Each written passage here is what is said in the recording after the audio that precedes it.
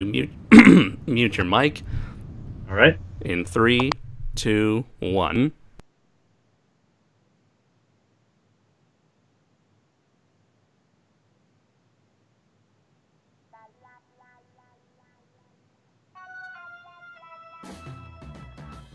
It's Audio Synchronicity live.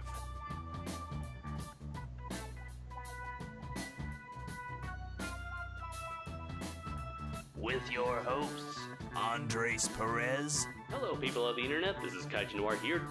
and Brayton Connor. He was playing peekaboo with me with like a waffle or something. It was really weird.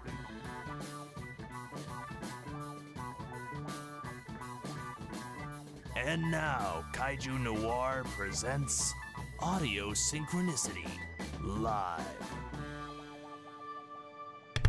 Last time, with Ultraman behind bars, it is up to Andres and his Stan the Nostalgia Critic to face off against Brayton. But the villain has his own Stan, Kuris-chan.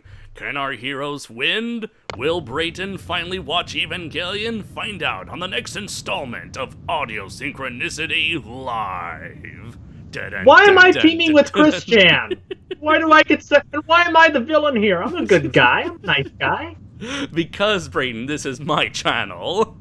Okay, I see how it is. See, I put up with the hassle of trying to find your ass all G-Fest weekend after you get kidnapped, and then I come. This is what I come back to. This is great, Andres.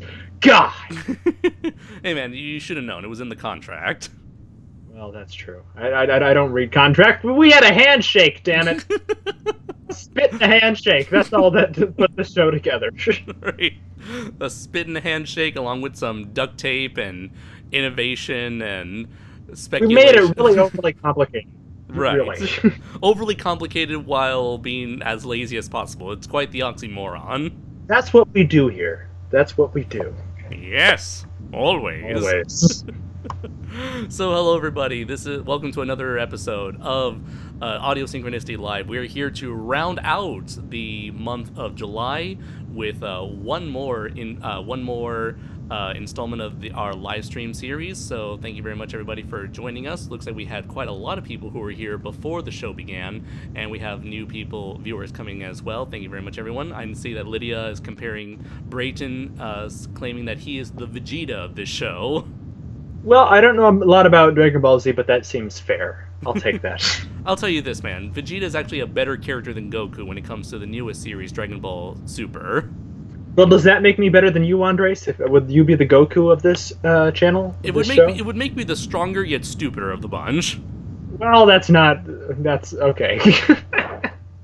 And it's like at the end of the day, it's like, sure, you get to be the most powerful one in the multiverse, but at the time, like, you don't even know how to raise a family properly. So it's like, is that a real win?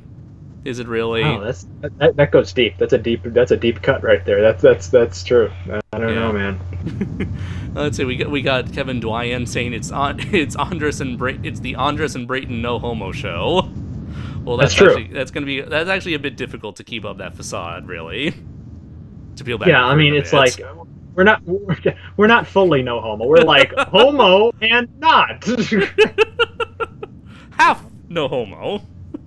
Yeah, halfsies with the homo part. You know, Right. it's like we have a no homo and we have a homo. We're both Homo sapiens, so maybe in Right. that sense. But then in that sense, we're full homo. Like we're 100% homo friendly, and in that sense. But I mean, I don't know.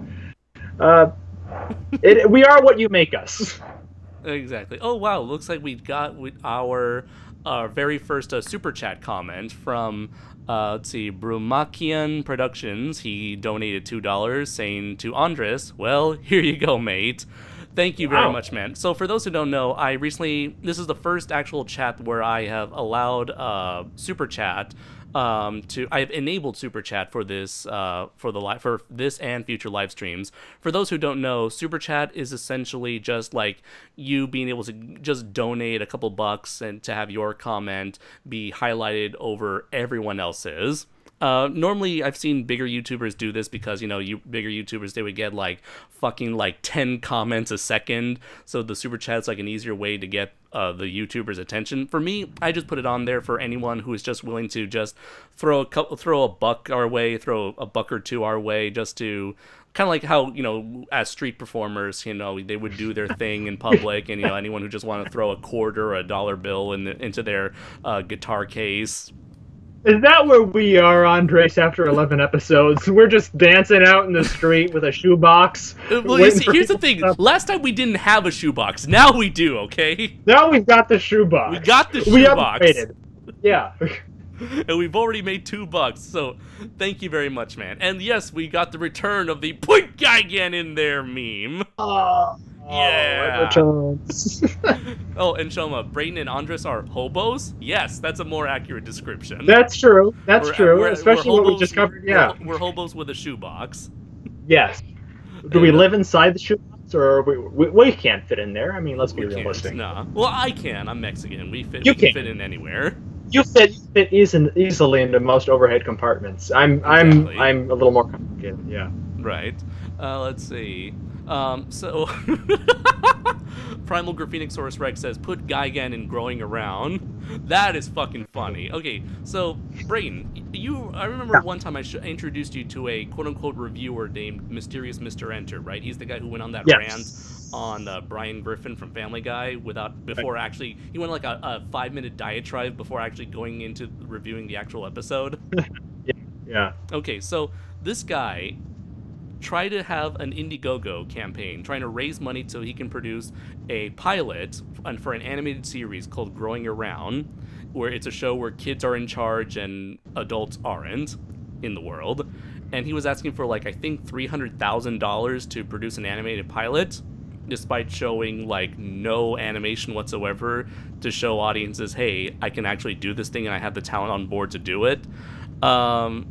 And you want to know how much he raised? Because I'm actually going to check out right now. Let's see. Going around Indiegogo. So let's see. The cartoon where kids rule. So let's see. It's loading. Okay. So out of $350,000 he was asking for, he only got $10,641 raids. So 10,000 out of 350,000. So that's roughly 3% of his goal. Well, is he? Now I have to ask with these things. When they don't hit their goal, do they still go through with it? Do they still get the money? Do they still go through with it with that budget? Here's the thing: on Kickstarter, they do not allow that option. On Indiegogo, they give you the option for "quote unquote" flexible funding, which allows you to keep the money that was raised either way.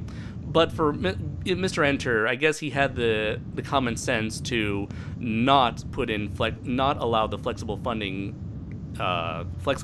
option, because I guess he knew that even with 3% of his goal, there's no way he could still go ahead with it.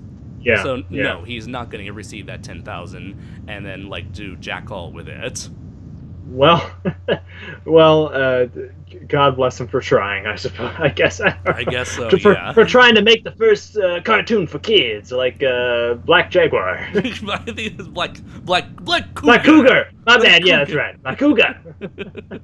Let's see. See, he should have got that guy on board. He would have sold himself better, I guess, and gotten the funds. Yeah. Let's see.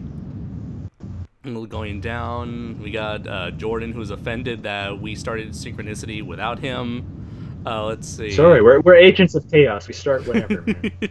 Let's see. But yeah, they could have had the guy from Black Cougar, or they could have put Gigan in Growing Around. Maybe then you'd get some attention.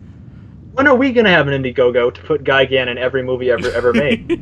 I don't know. To use that industrial light and magic to insert Gigan into the background of every film. It's the same technique from Kung Pao Enter the Fist. Start at we start at the great train robbery and a trip to the moon, and then we make our way through history and put Gigan in the back of every film. Let's see. Crooked says, you ask a lot of money from me, Andres. I was perfectly fine when you were working for me for free, but you demanded money, you selfish man. I have no idea what you're talking about. Kevin Dwyan says, hobo no homo. Yeah, sounds fairly accurate. Jose Aguilar says, Brayton is a lesbian homo. Well, part of that is true. No. Let's see.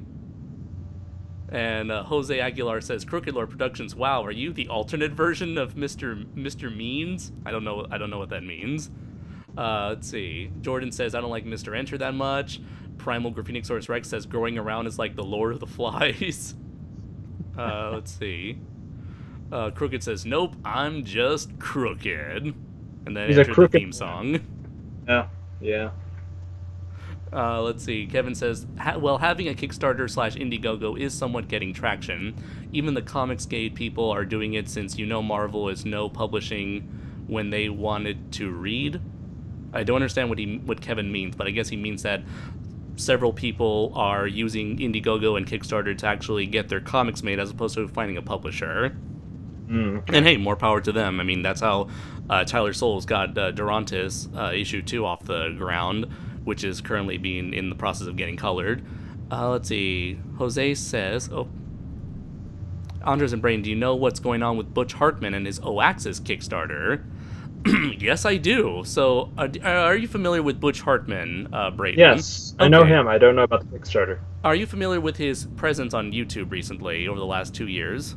No. Oh, okay, so recently he started a YouTube account because he knew that that's where the real money was at. And eventually, he left Nickelodeon earlier this year.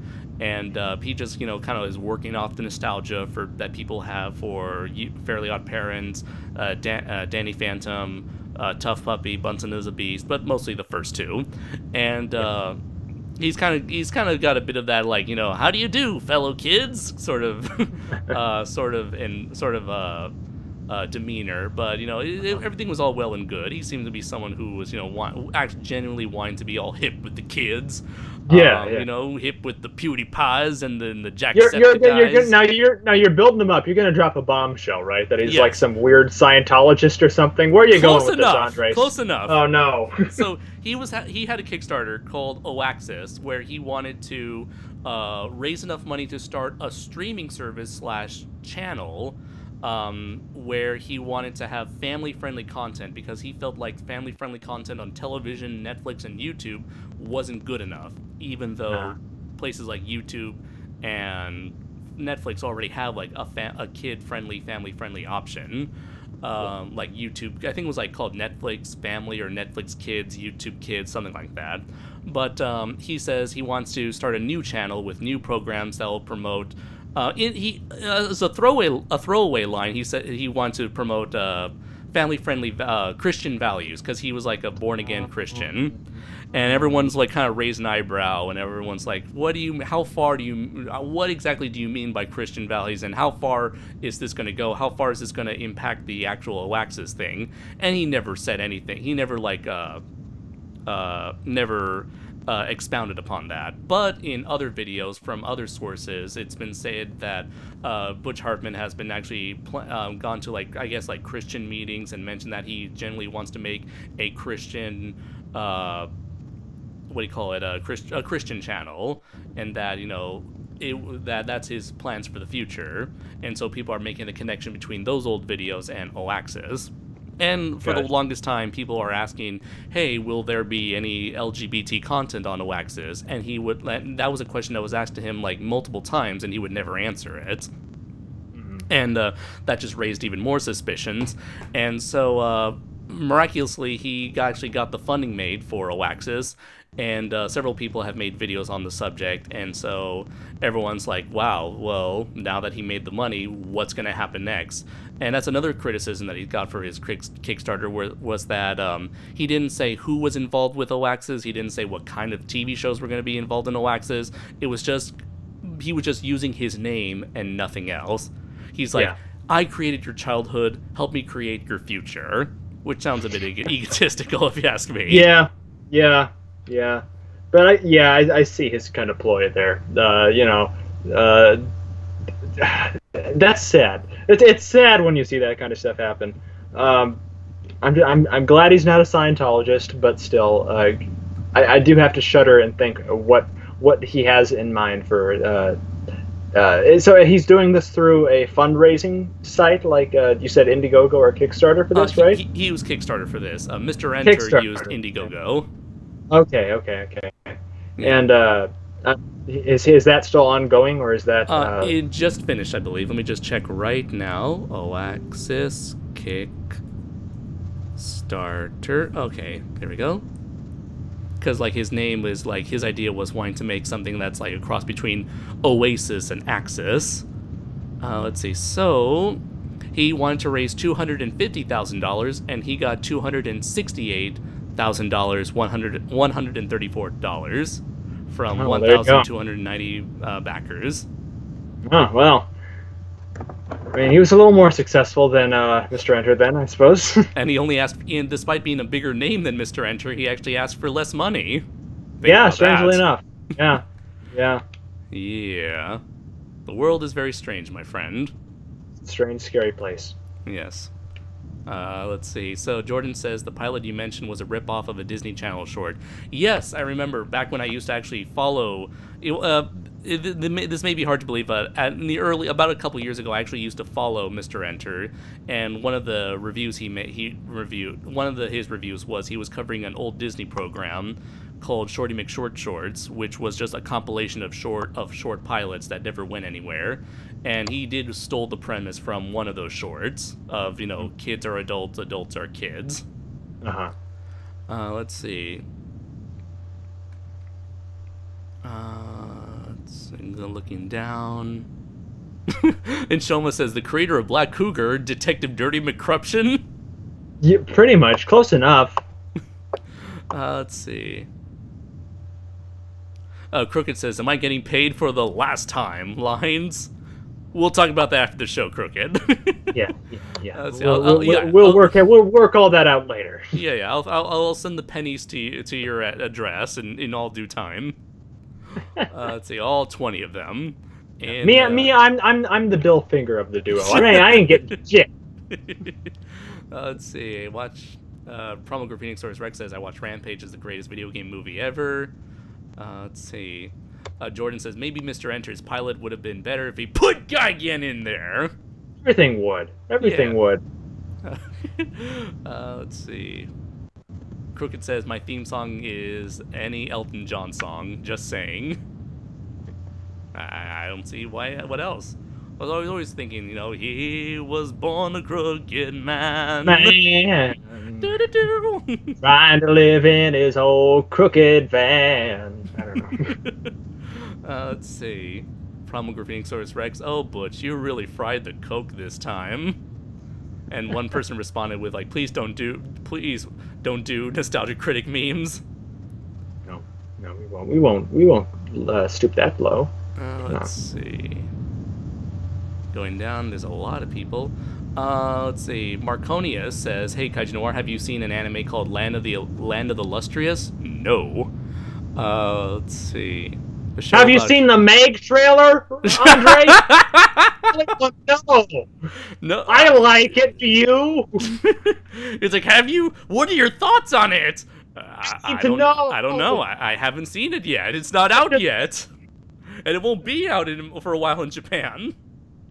What do you think of the trailer? It's fine, I guess.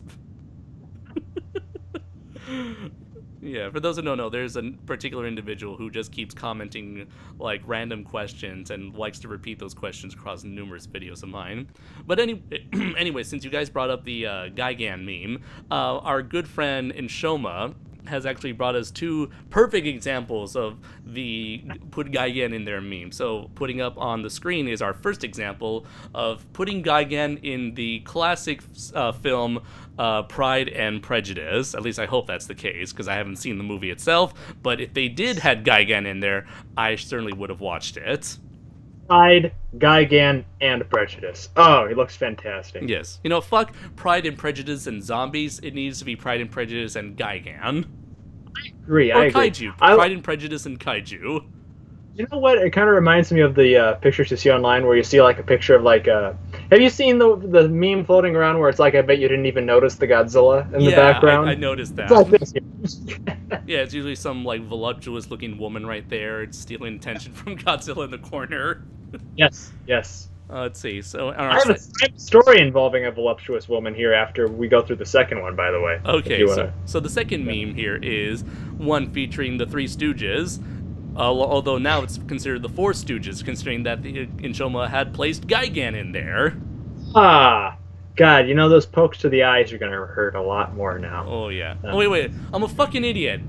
Holy shit, it's not the Three Stooges. That's the It's Marx the Marx Brothers. Yes, I'm a fucking idiot. You? It's the Marx Brothers. Fuck. God, I'm an I idiot. apologize for Andres here. He may look like an idiot, but that's just because he is an idiot. It's very unfortunate.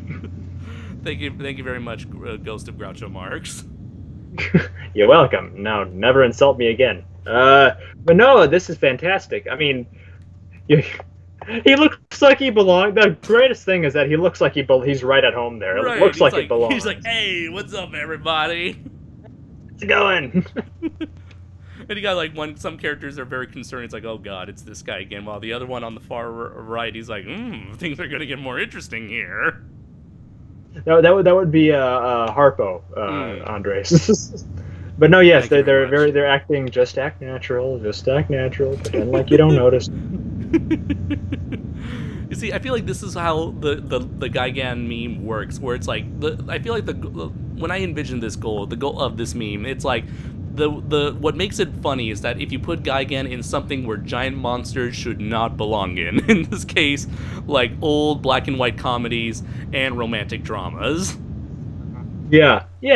Don't put them in big action monsters. Don't put them in other monsters. Like Star Wars or Rampage. Yeah. You know, it's like it's not as funny. Look, I'm not telling you how to do your memes, but I'm gonna tell you how to do your memes.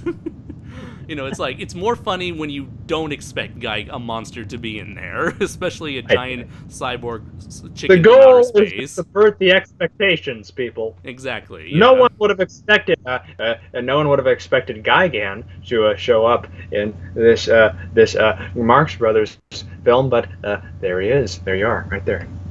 It's perfect. Yeah. So that's the goal. That's what we're trying to do here with the Gigan memes. I agree with Jose Aguilar. Jose? I apologize. Put Gigan in Titanic. I agree. Call it Gigantic. It'll be the greatest love, death, drama opera of all time. Ocean's 8 with Gigan. Maybe then people would have gone to see it. Oh, ooh, nice one. Let's see. I don't even know how well it even did. I heard it underperformed. Yeah. The all-female remake of Ghostbusters with Gigan. I'd watch it. I'd watch that. Wait, no. Is he playing all of the female Ghostbusters? Probably. Okay. I sure hope so.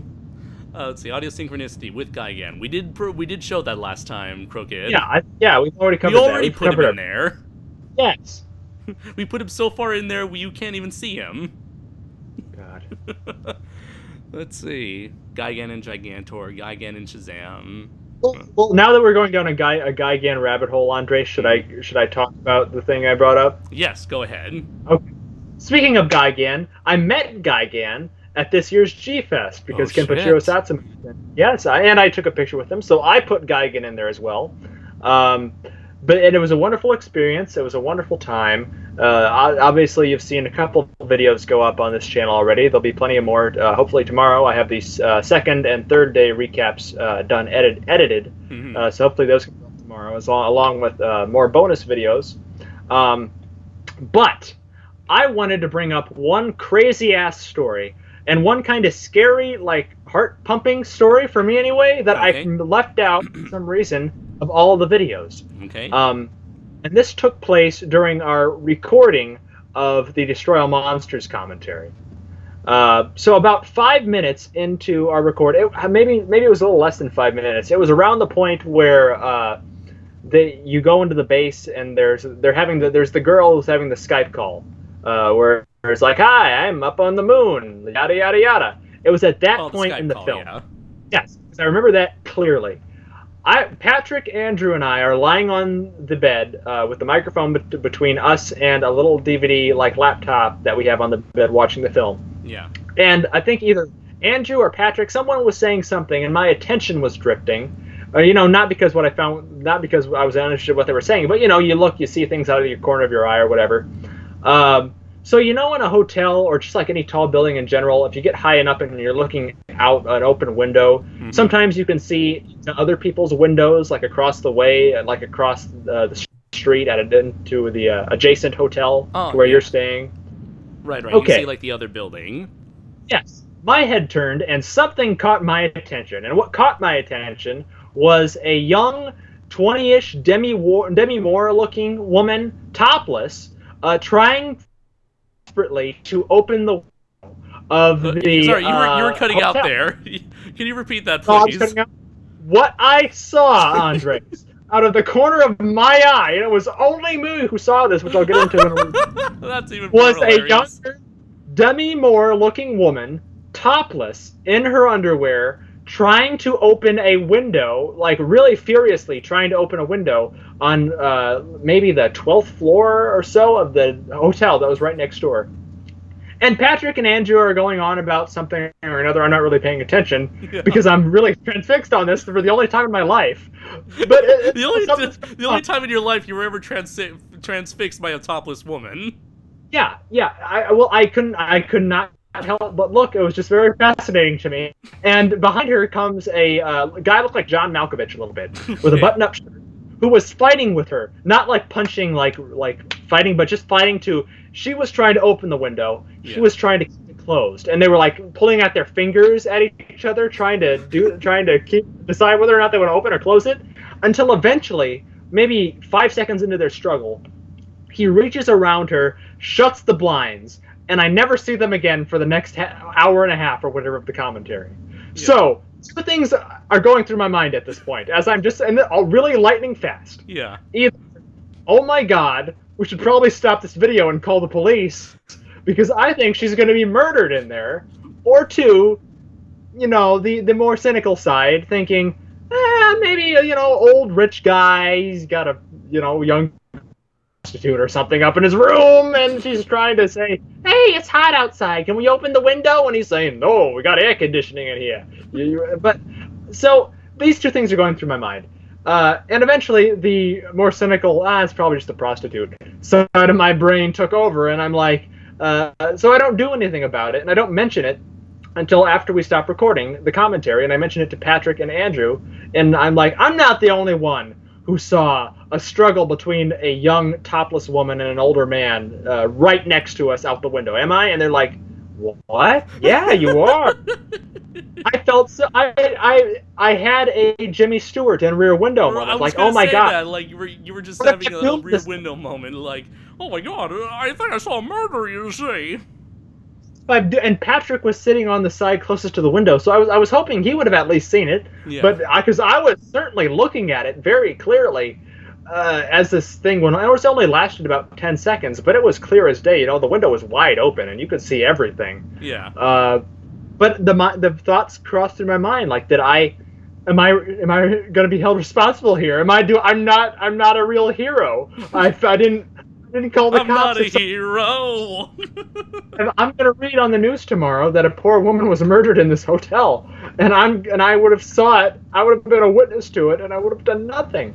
But again, being the sensible, responsible person I am, I never mentioned it again, and I forgot about it, and I've kind of moved on with the convention. But yeah, that was a scary, sort of a heart-pounding moment right there, my friend. And that was captured on audio for the Destroy All Monsters comment. Because around that point, you can kind of hear my voice kind of like trailing off a little bit, because I'm trying to, agree with whoever was talking. Yeah. While at the same time seeing this horrific act take place. And I don't want to say, because I'm thinking of your channel, Andres. Yeah. And I don't say, hey guys, look, it's a topless woman. You see that? She's trying to get out the window. Ain't that funny? And of course, I just can't stop the recorder like a reasonable person. those are the things that kind of happen. Sense. That would be illogical. I'm not that at all. But yeah, those are the kind of things you can expect at G-Fest. I guess so. Yeah. So what an experience. That was just one of the many highlights that unfortunately I left out of the recaps, but I just had to bring up. I had to get that out there. Okay, so I guess if there was ever a moment where something shady went down in that hotel, you can always bring it up. You can always come up as like a belated witness. I saw that 2 years ago. I didn't go on any like news sites, or I didn't look up the name of the hotel. I don't think anything went horribly wrong there. Yeah. But a thought did go through my mind, like, oh my God, what a horrible person I am. I could have, if something horrific comes out of this, I could have done something. But But I don't know what I could have done logically, but I wasn't gonna. I wasn't gonna pull an actual Jimmy Stewart and send Patrick or Andrew over there to investigate my wheelchair and call the cops. But I don't know. It was a kind of a frightening situation. You send Patrick and Andrew over there, and pretty soon you see the what do you say the guy looked like? Michael who? He looked like oh gosh. Now I'm blanking on his name. John Malkovich. John Malkovich. So like you send both of them to check out the hotel. Meanwhile, you turn around and in the corner of the room, it's John Malkovich ready to strangle you out of your wheelchair. I hope you didn't see what I did, pisshead. And he starts leaning me out the window, strangling me. I'm calling for help. That would have been an amazing video to film that. Right. That would have been great content for your channel, Andres. But unfortunately, it never escalated to that point. It will be like Godzilla commentary, in all caps, gone wrong! Question mark, exclamation mark, question mark, exclamation mark. Yeah. It'll be a Photoshop picture of you and like being strangled by John Malkovich. It'll be like a red circle on John Malkovich with a red arrow pointing at Brayton. Yeah. Well, Jose Aguilar, right here, I felt like Brayton is the type of person to see something so obscure and no one will believe him until they see it. I kind of felt like that. I kind of felt like the kid who said, "Hey, look, Dad, I saw a flying saucer," and he's like, "Oh yeah, sure you did," because Patrick and Andrew kind of blew it off, and that's how I kind of felt. Like, oh my God, I'm the only one concerned here. I'm a witness. Let's see, he also adds that, Brayton, what if you called the cops and the cops broke in on them doing it? How would you feel, Brayton? How would you feel? When you put it that way, I'm glad I did absolutely nothing at all. I'm glad I took the high road. You know what, it's like, it's kind of part of that, like, cynical American attitude that we have, where it's like whenever bad things are happening out in the world, our main concern is, it's like, does this affect me? No. None of my business. Yeah, and I like to think, and it's sad because I like to think of myself as not that kind of person who's, I like to put myself on a higher pedestal of not being such a cynical, like, non-helpful fuck. But I have to cop to it. I didn't do anything. I just assumed that it's probably nothing, instead of actually stopping the fucking commentary and concerning myself with this potentially violent crime that may be committed. I don't know. That's okay, man. At least you actually came here and you were able to finally get it off your chest. Yeah, I had to get it off my chest in a public forum. So if anybody out there sees anything that pops up on the news of, I don't know what in Chicago by the O'Hare Airport, whatever hotel is next to the Crown Plaza, if there was something fishy going on, I saw it, and you all know it right here. Jordan Fazende, I forgot how. I know you told me how to pronounce your last name, but I forgot. Sorry. Said that got real fast. It went by real fast, man. It was yeah. But thank you very much for sharing that, man. And let's see. So, the thing I wanted to share was a Facebook post that I saw the other day. In fact, it was yesterday, where it was what happened. It kind of like, remember what happened when the Giant Claw was in production, and the people who were making the Giant Monster movie, they went to some studio in Mexico to get their bird prop made, only to have it come back looking horribly horrible. Yes. Mm-hmm. So we got a similar situation here. So someone shared on Facebook, a person by the name of, I'm not going to share the name because I don't know if it's going to want to be private or not, but it's had 670 shares and it's popped up in several forums on Facebook, in certain Facebook groups. So someone shared this story where she said, My friend produces a special effects show and hired a local Middle Eastern prop company to create an exact replica of the dinosaur in the first photo. Okay, so I'm going to show everyone the photo. Let's see, there we go. So this is the photo she shared. Let's see. And so there we go. It's a dinosaur. You know, it's a T-Rex. You see the head, you see the neck, you see the arms, the torso, a lack of feathers, and, you know, some hard metal stand for it to roll around on. So she said they assured him it would be no problem. The second photo is the finished product they presented to him as the quote-unquote exact replica. Please note the many hard corners and salad tong feet. I can't stop laughing. Note, I only mentioned that it was a Middle Eastern company because my friend had to outsource it from North America for a show in Abu Dhabi. Abu Dhabi, yeah. Yeah. Let's see. I feel like that was a song on a public domain. Abadi, abadai, abadi, abadai. I'm always thinking Abu Dhabi. Let's see. And had no on-site quality control, which I find even funnier. If a company in New Zealand had done this shitty of a job, I'd have mentioned New Zealand too. So, brace yourselves, everybody. So this was the dinosaur, you know, as everyone can see on YouTube, and you know, this is what the outsourced company made in response. It's like, sure, we can recreate that, and they made no problem. And they made this, which looks like something like I would see at like a children's playground in Mexico or somewhere. I'm watching the stream currently. There's, you know, obviously a leg, but yeah. I'm waiting with bated breath. I'm gonna see, waiting for other people's reaction. I see it there. Oh my god! Holy shit! What? Kevin says, "What is that?" Oh my god! It's a dinosaur, obviously. You know, can't you see it? Jose says, "Kill it with fire." Baram Kian says, "What is this?" Oh man! So the Middle Eastern company is a professional company? Yes, and they said, "Sure, we can do this, no problem." Please excuse me. What did that Russian accent? I don't know. It's when I think the East, I think Eastern Europe. Well, dinosaur, you dinosaur, bah! Cast it into the fire and destroy it. DeMichael Jackson says, "Oh my God." Crooked Lore says, "Man, the Sci-Fi Channel's movie budget is increasing. I see." Well, you know, it's nice to see that the last dinosaur prop is still surviving. That's always great to see that. Jose Aguilar says, "The power of God compels you." That's really upsetting. DeMichael Jackson says, "Put Gigan in there to make him pretty."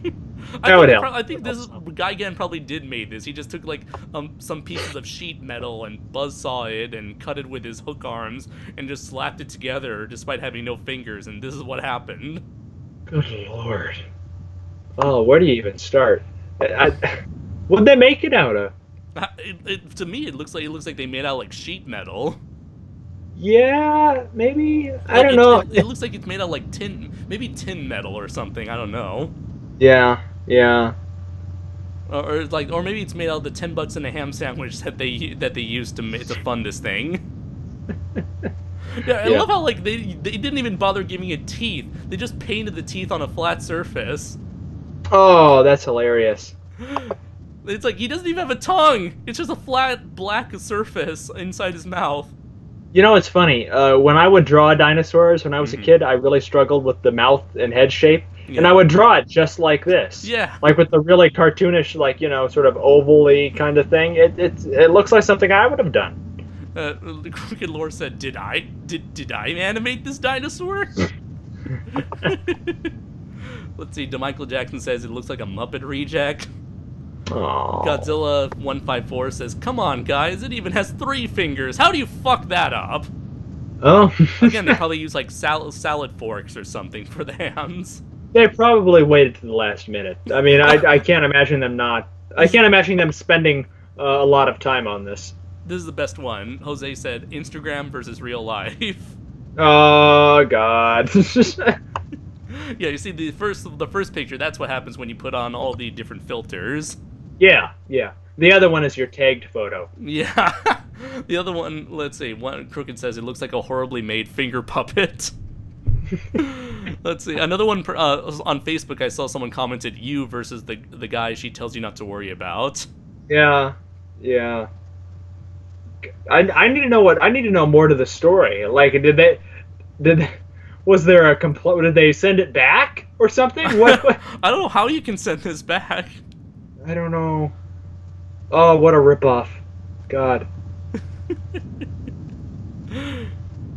It's like I want a recreation of this dinosaur. Say no more, fam. I gotcha. I mean, do you even keep it in your house? I mean, do you even display it anymore? If this is what they send you, maybe is just it to get a worth good the money? laugh. Is it worth that? I don't know. A good talking piece when people come over. I don't know. I wouldn't show that to people. I think it says more about you than the company that you'd be willing to pay that much for this thing and keep it in your home. One person on Facebook mentioned, feels like the company may go extinct. In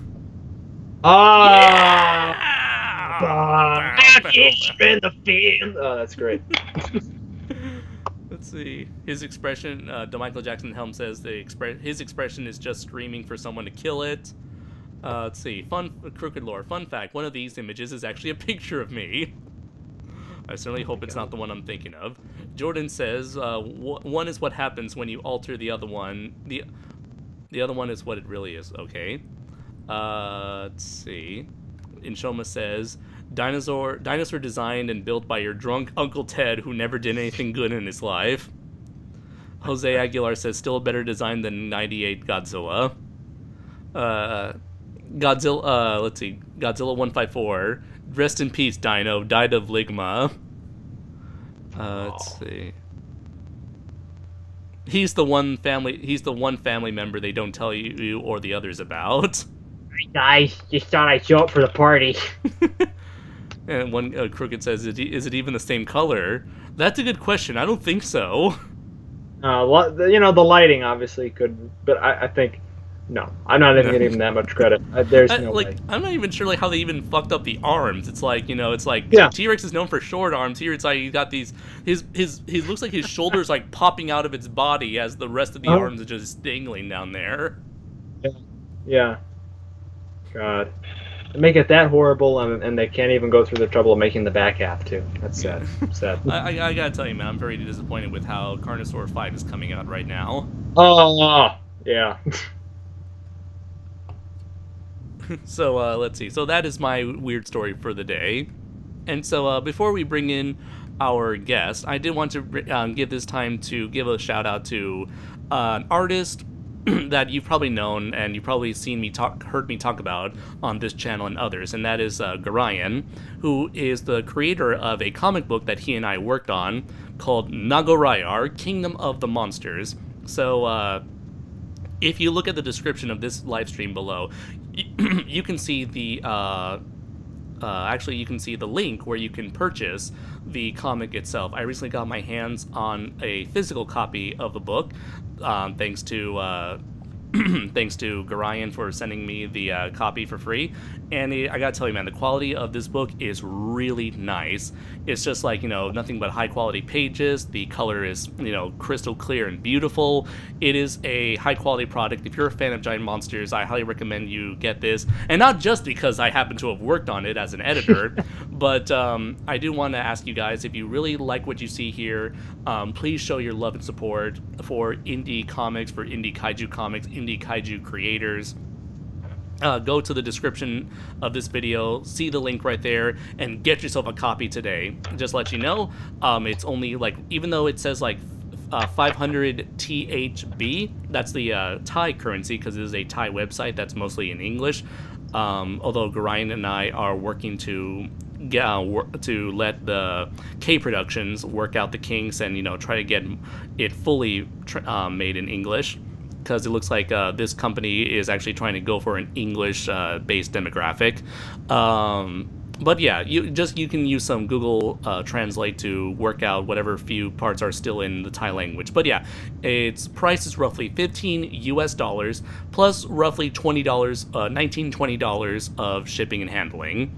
So it's roughly about your $35 if you live in America. But I think $35 is unworth it, especially for this product. It's like 90 pages of pure kaiju inspired, anime inspired action.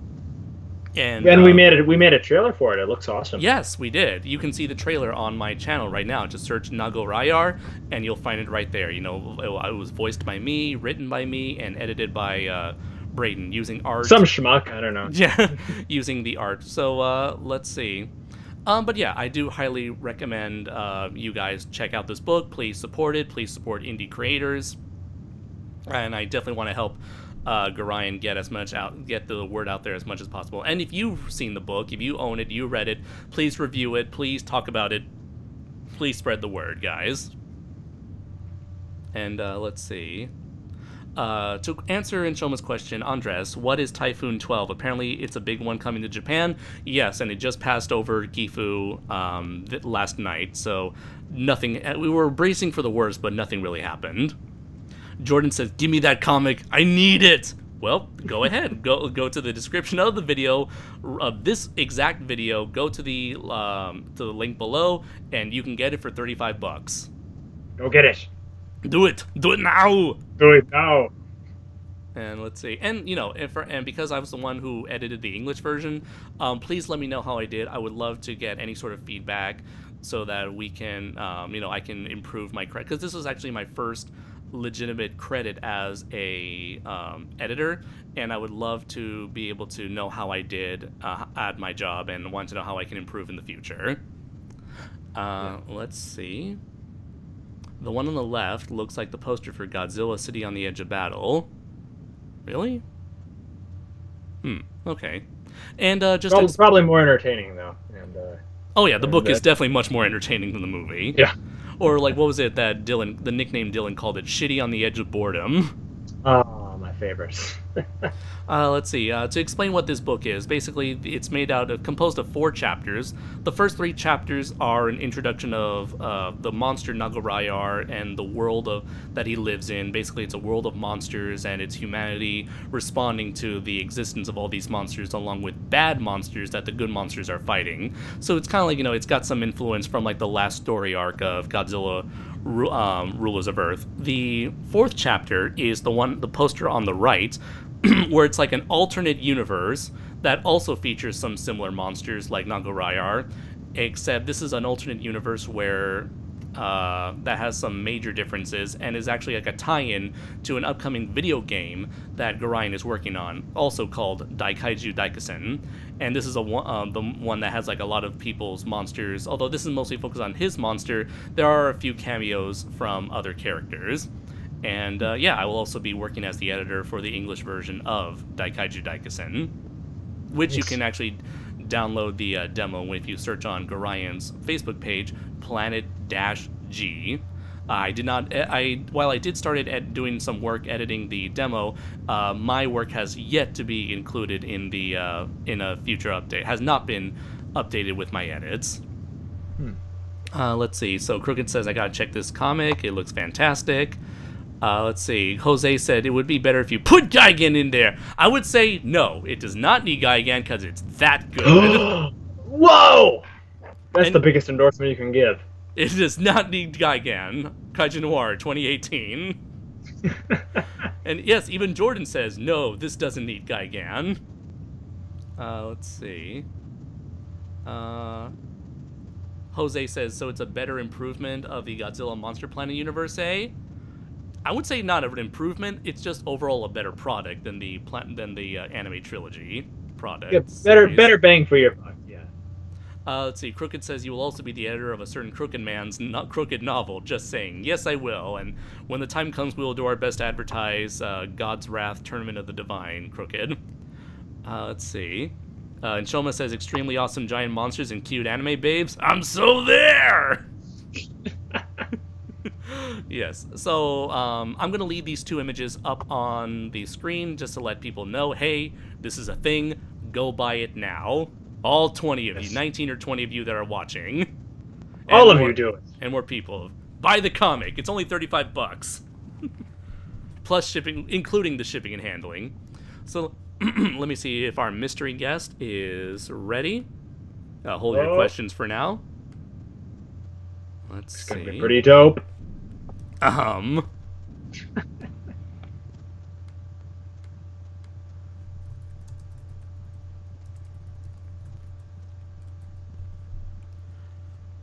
And yeah, it looks like we just went on for about an hour, so we're doing pretty good on time. Yeah. Yeah. I'm still going over in my mind, Andres, about whether or not I should have called the cops. It's haunted me since that day. Well, let's see. I should write a comic about this. I should write a comic book about my experience and my own self-turmoil about it. Yeah, you can make like a Hitchcockian thriller about not doing something. About not doing anything at all. And then it comes back to bite you in the ass because you happen to have been a witness to the bad guy's misdeeds. Oh, yes, and then he goes and he kills again, and it's my fault. I could have stopped him. And then you decide it's time to do something about it. Oh, and then do I become a symbol? Yes. Do I become a waffle then, perhaps? He will install breakfast and justice in every villain's mouth. Oh, God. That could be misinterpreted. No. God. Let's see, Kevin Dwyer. Sorry, go ahead. No, go ahead. Kevin Dwyer says, so $35 exchange rate. $1 is 50 peso in Philippines, so that is 1,750 pesos. Cheap. Okay, yeah, if that's what you think. Yes. Switchboard says, do you like Godzilla City on the Edge of Battle, Kaiju Noir? No. I didn't really like it. Oh, damn it. The everything's going really high, scrolling fast. One guy got mad at me for not liking it and eventually told me that I wasn't allowed to not like it. Aww. Welcome to the internet. Welcome to the Godzilla fan base. And Strawberry says, congratulations on the comic, amigo. Thank you very much, sir. Let's see. Raph, I don't want you to draw nudes. I don't know why you're very excited about that. I know you can. I've seen things I wish I could unsee, but are permanently burned into my eye sockets. I don't want you to draw nudes. I've seen enough nudes this month. That one pair of breasts begging for help was enough nudes for me. Thank you. Also, Brayton, the person you did not help was me. You can deny it, but it's true. Thanks. God, you've got a nice set then. I just gotta say, you know, speaking man to man here. Or lesbian to crooked man, rather. Let's see, it looks like our mystery guest is almost ready. Awesome. Brayton, I can draw the nudes, I mean the comic art. Yeah, that's the ticket. That's the ticket? What is with you obsessing over the nudes? No nudes. Well, this is a no. This is Raph. Remember, Brayton. I didn't. Yeah, everything that man's mind obsesses around the nude human form. It's quite disturbing. He needs help. Get help. Specifically, the nude female form. Nude female form. The upper section of the nude female form. Everything must have it in Raph's world, where he is king and all of us burn in misery. Let's see. Jose says, Brayton, I'll make a movie on you. The mental destruction of Brayton Connor. What do you think? A deal, Brayton? You know what? If as long as you get somebody else to play me, yeah, because I don't need to relive that mental destruction. I'm reliving it every day, Jose, but I'll let you benefit off my misery, sure. Well, who do you get to play you? You know, that's a good question. Neil Patrick Harris. Oh, there you go. I'm glad you didn't say Ellen DeGeneres, Andres. Thank you for being that much of a not to say Ellen DeGeneres. Yeah, Neil Patrick Harris, sure, why not? Only because Neil Patrick Harris, being serious. Bob Odenkirk, maybe, I don't know, something dignified like that. I'd get that. I'd be fine with that. Bob Odenkirk. Yeah. I just not a female would be nice. Unless, how about, like, what's the name of that woman who played a male character on film? Oh, no. I don't know. There's probably been a lot. I'm blanking. I don't know. Crooked says Billy D. Williams as Brayton Connor. Fuck yeah, I'll take that. I'll take that. I mean, then we're stretching the realism here a little bit, though. We're stretching the bounds of suspending our disbelief. I'm not that. I'm pretty cool. It's increased diversity, Brayton. Well, I mean, but you have to be realistic. There's nothing real about Hollywood. But it's my life story here, Andres. I should have some say. Hey man, it may be your life, but it's now or never. Well, if we're just making shit up, we can make. Can I change my story into something cooler than it actually is? Well, of course, that's why Hollywood exists. Okay then. All right, Jose, you write me a script. I'll be a part of it, and we'll make millions, and we'll put Hollywood to shame and take somebody else's. So do we. Let's see. So is God, what's up with my voice today? It's always like for whatever reason, my voice is always like groggy in the morning. But is our mystery guest here in this chat room?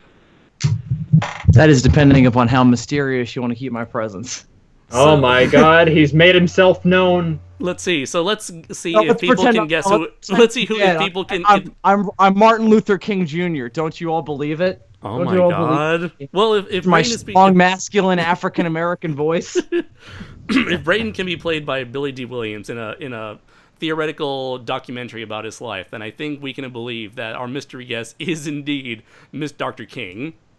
Hang on, I didn't silence my phone. I'm definitely Martin Luther King Jr.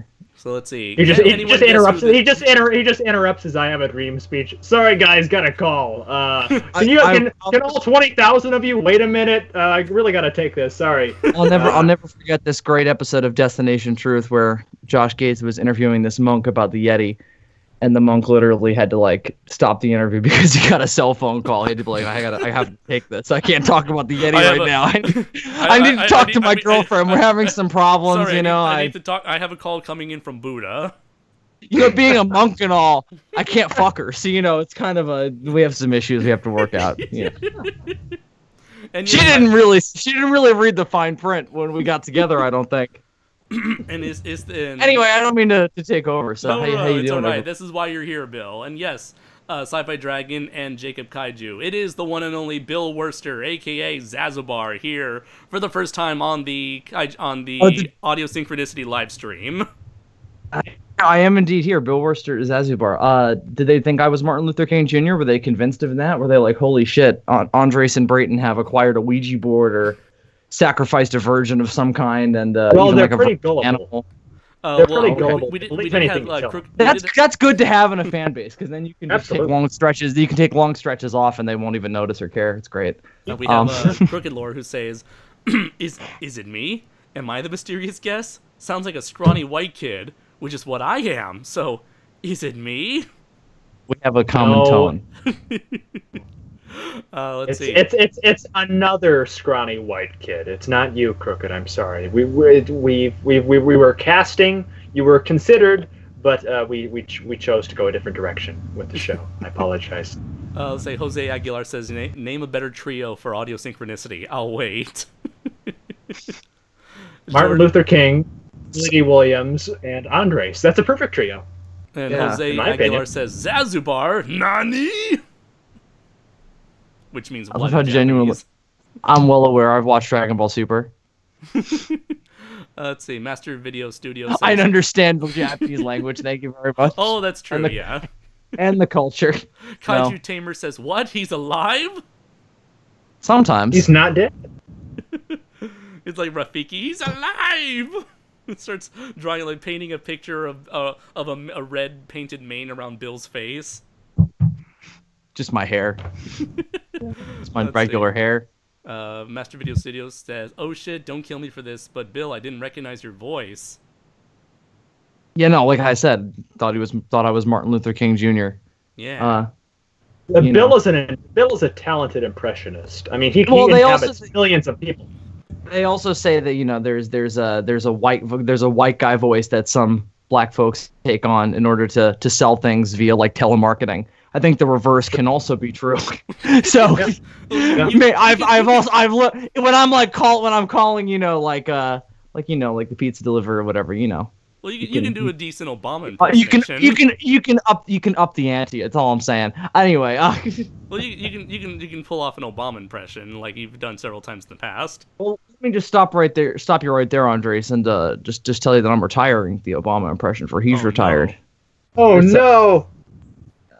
So it's sad. But he rides his bike sometimes. So my impression also rides. My impression takes bike rides sometimes, so it's good for his health. But what happened to Yes We Can? Well, it only goes for so long. I mean, what do you want me to go for fucking ever? Like, I'm a human being. Like, Jesus Christ, I gotta take bike rides and watch Shark Week. Like, leave me alone. Jesus He has Christ. responsibilities. Have you never thought about Barack Obama's responsibilities to himself And to Shark Week? Jesus. and to Shark Week? How selfish can you be? I don't know. I'm just a YouTuber. I don't know much about the real world. Well, that's the sad reality of the present day man. Just take that and we'll put it up on a billboard somewhere, and people will seek help. It'll be great. Let's see. And we have a Crooked saying, Bill, you asked me to animate for you, then never talk to me again. What the fuck? First you do this, and now you make me think I was the guest of the show? You villain! It had nothing to do with you, man. I've been in and out of YouTube a lot for the past year. So, and I still don't know for sure when we're coming back. So hopefully that won't be every question in this section. So devoted to stuff that you guys usually put in these audio synchronicity comment sections, and hopefully it isn't usually just when's Bill coming back, when's SOS coming back. So let's talk about other things, because I'll be honest with you, I'm not really sure. So Yeah, we'll think about it together. It's half and half. It's 50% wins Bill's coming back, and then the other 50% is Andres and Brayton secretly a homosexual couple. I mean, those are the two things we juggle with. You guys aren't keeping forth. that a secret still, are you? Oh, I mean, no, I God. bought placemats for the wedding. I mean, It's out. there's little pictures of you guys with little angel wings and little leotards with little crossbows and shit.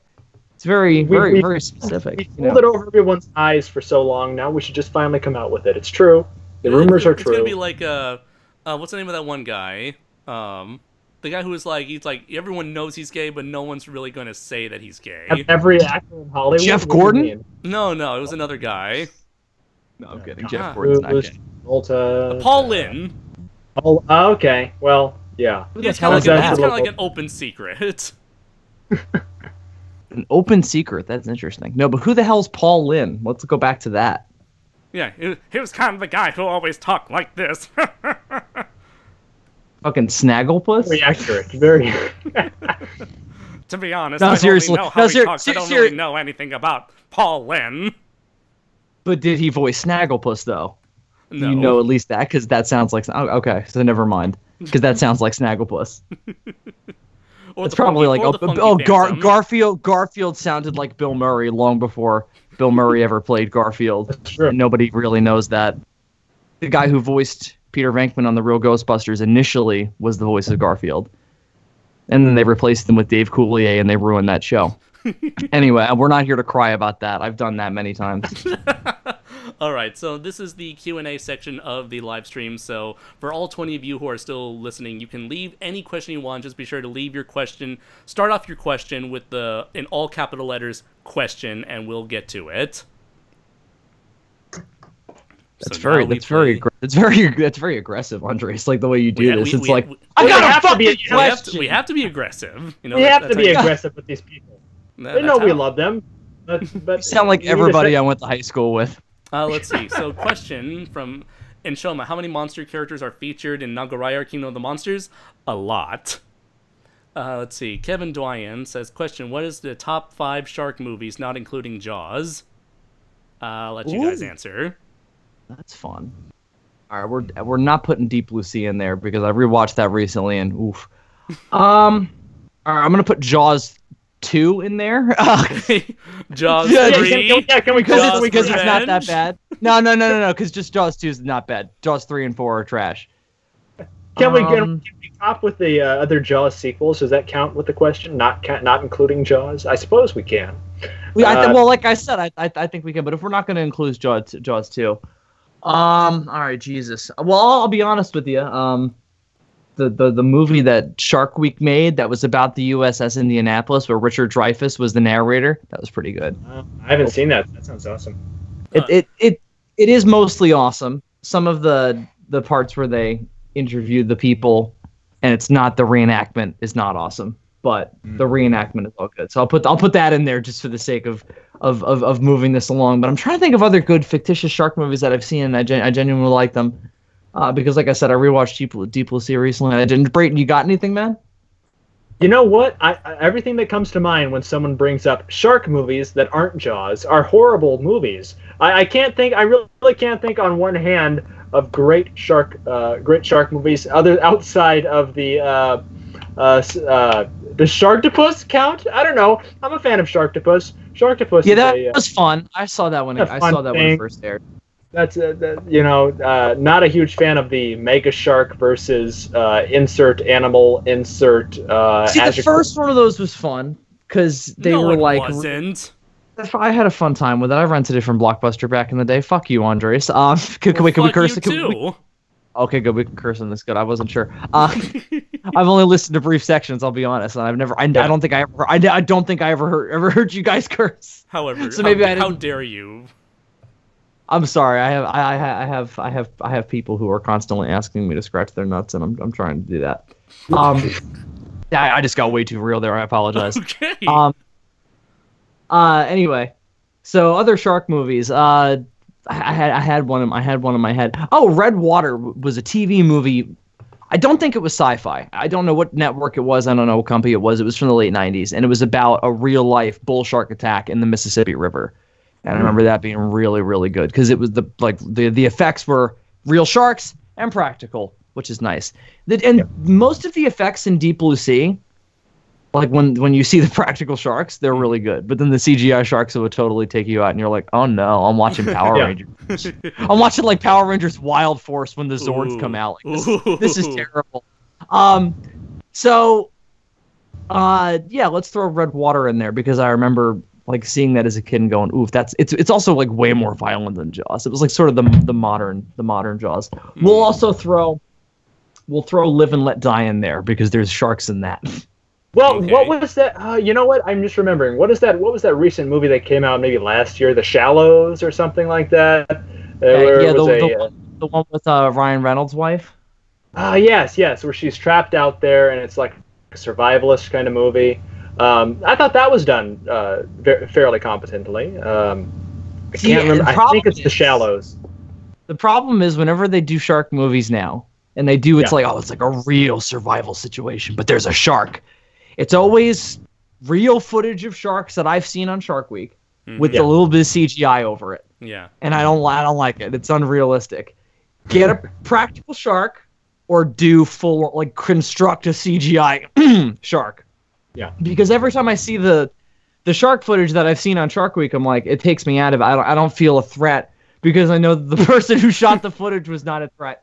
And when I go back to Jaws, I don't feel that way. Because I saw it before I knew that footage was shot for a movie. And then when I learned about it, you learned that it was shot for the movie.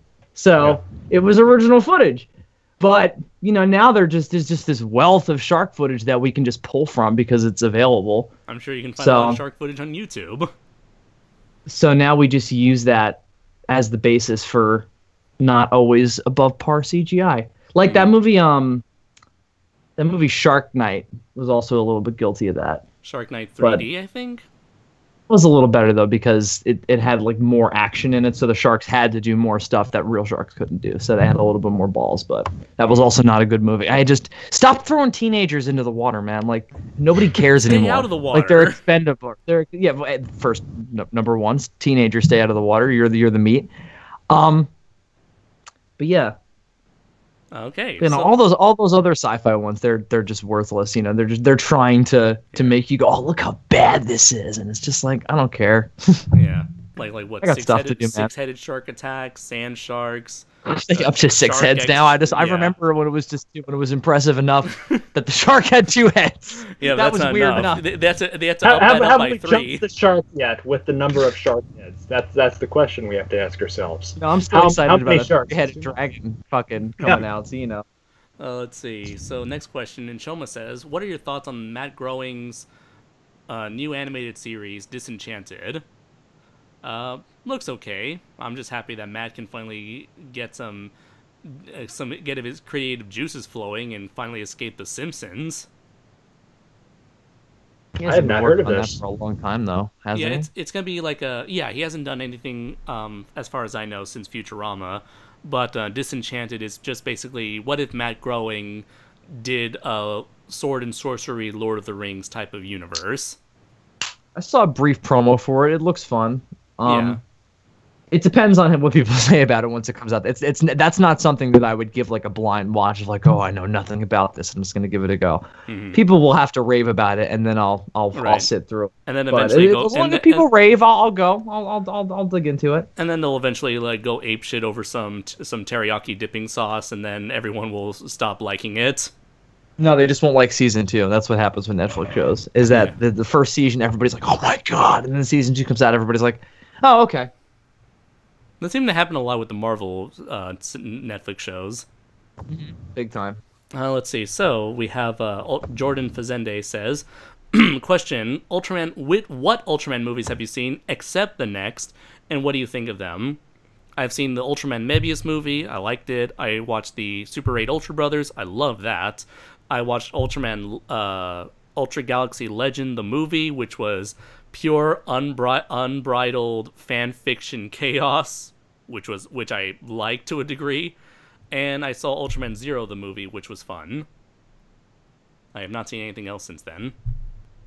I guess none of you have seen an Ultraman movie. I've seen what was on a G-Fest the times that we've been there. Okay, laying in bed at 1 in the morning, half asleep, most largely drunk, and fucking seeing random clips of dubbed crap that was on TV or in Australia in like the 70s. Yeah. And I'm just like, Andres, what is this? And you're just like, I don't know. I'm just like, hey, you're snoring in the corner, and Dylan and I are just like, what the fuck is this? And he's trying to Google it, but not sure what to look up. And I don't care that's enough. When you saw Goldar, I don't care. Ambassador Magma or Goldar. We saw a lot of shit that we wished you were awake, because that largely you were not.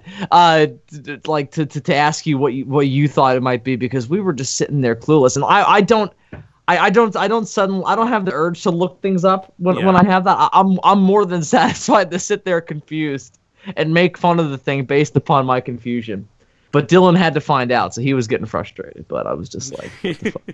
Let's see. I know, Brayton, you saw the Space Warriors 2000. Does that even count, though? No. Does that count as an? You know what? Fuck it. I'll count it as an Ultraman movie. Technically, it's a bastardized Ultraman movie made in Thailand.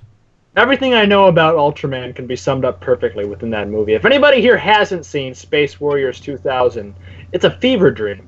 Yeah. Where you're wide awake, and it tells you pretty much everything you need to know about its mythos, in my opinion, and gives you funny little dubbed voices for little monsters. It's fine, it works. Bad.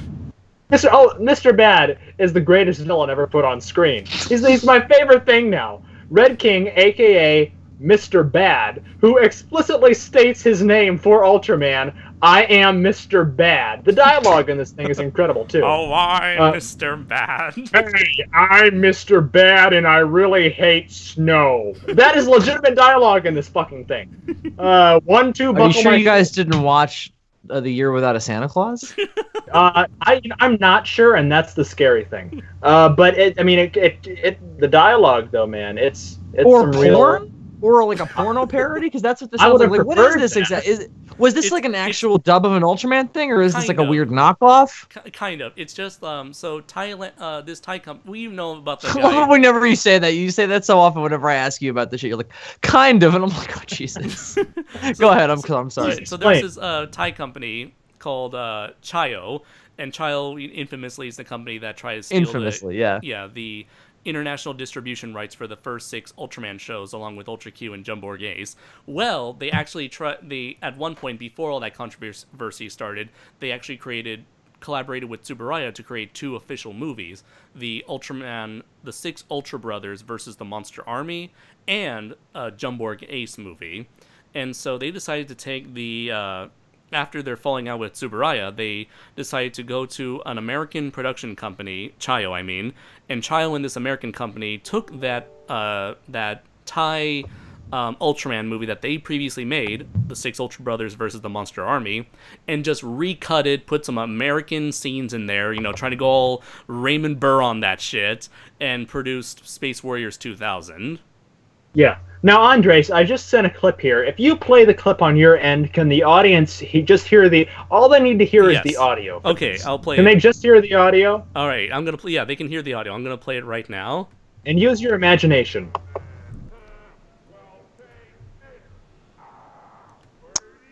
I ain't got none of that left, Brayton. I'm sorry.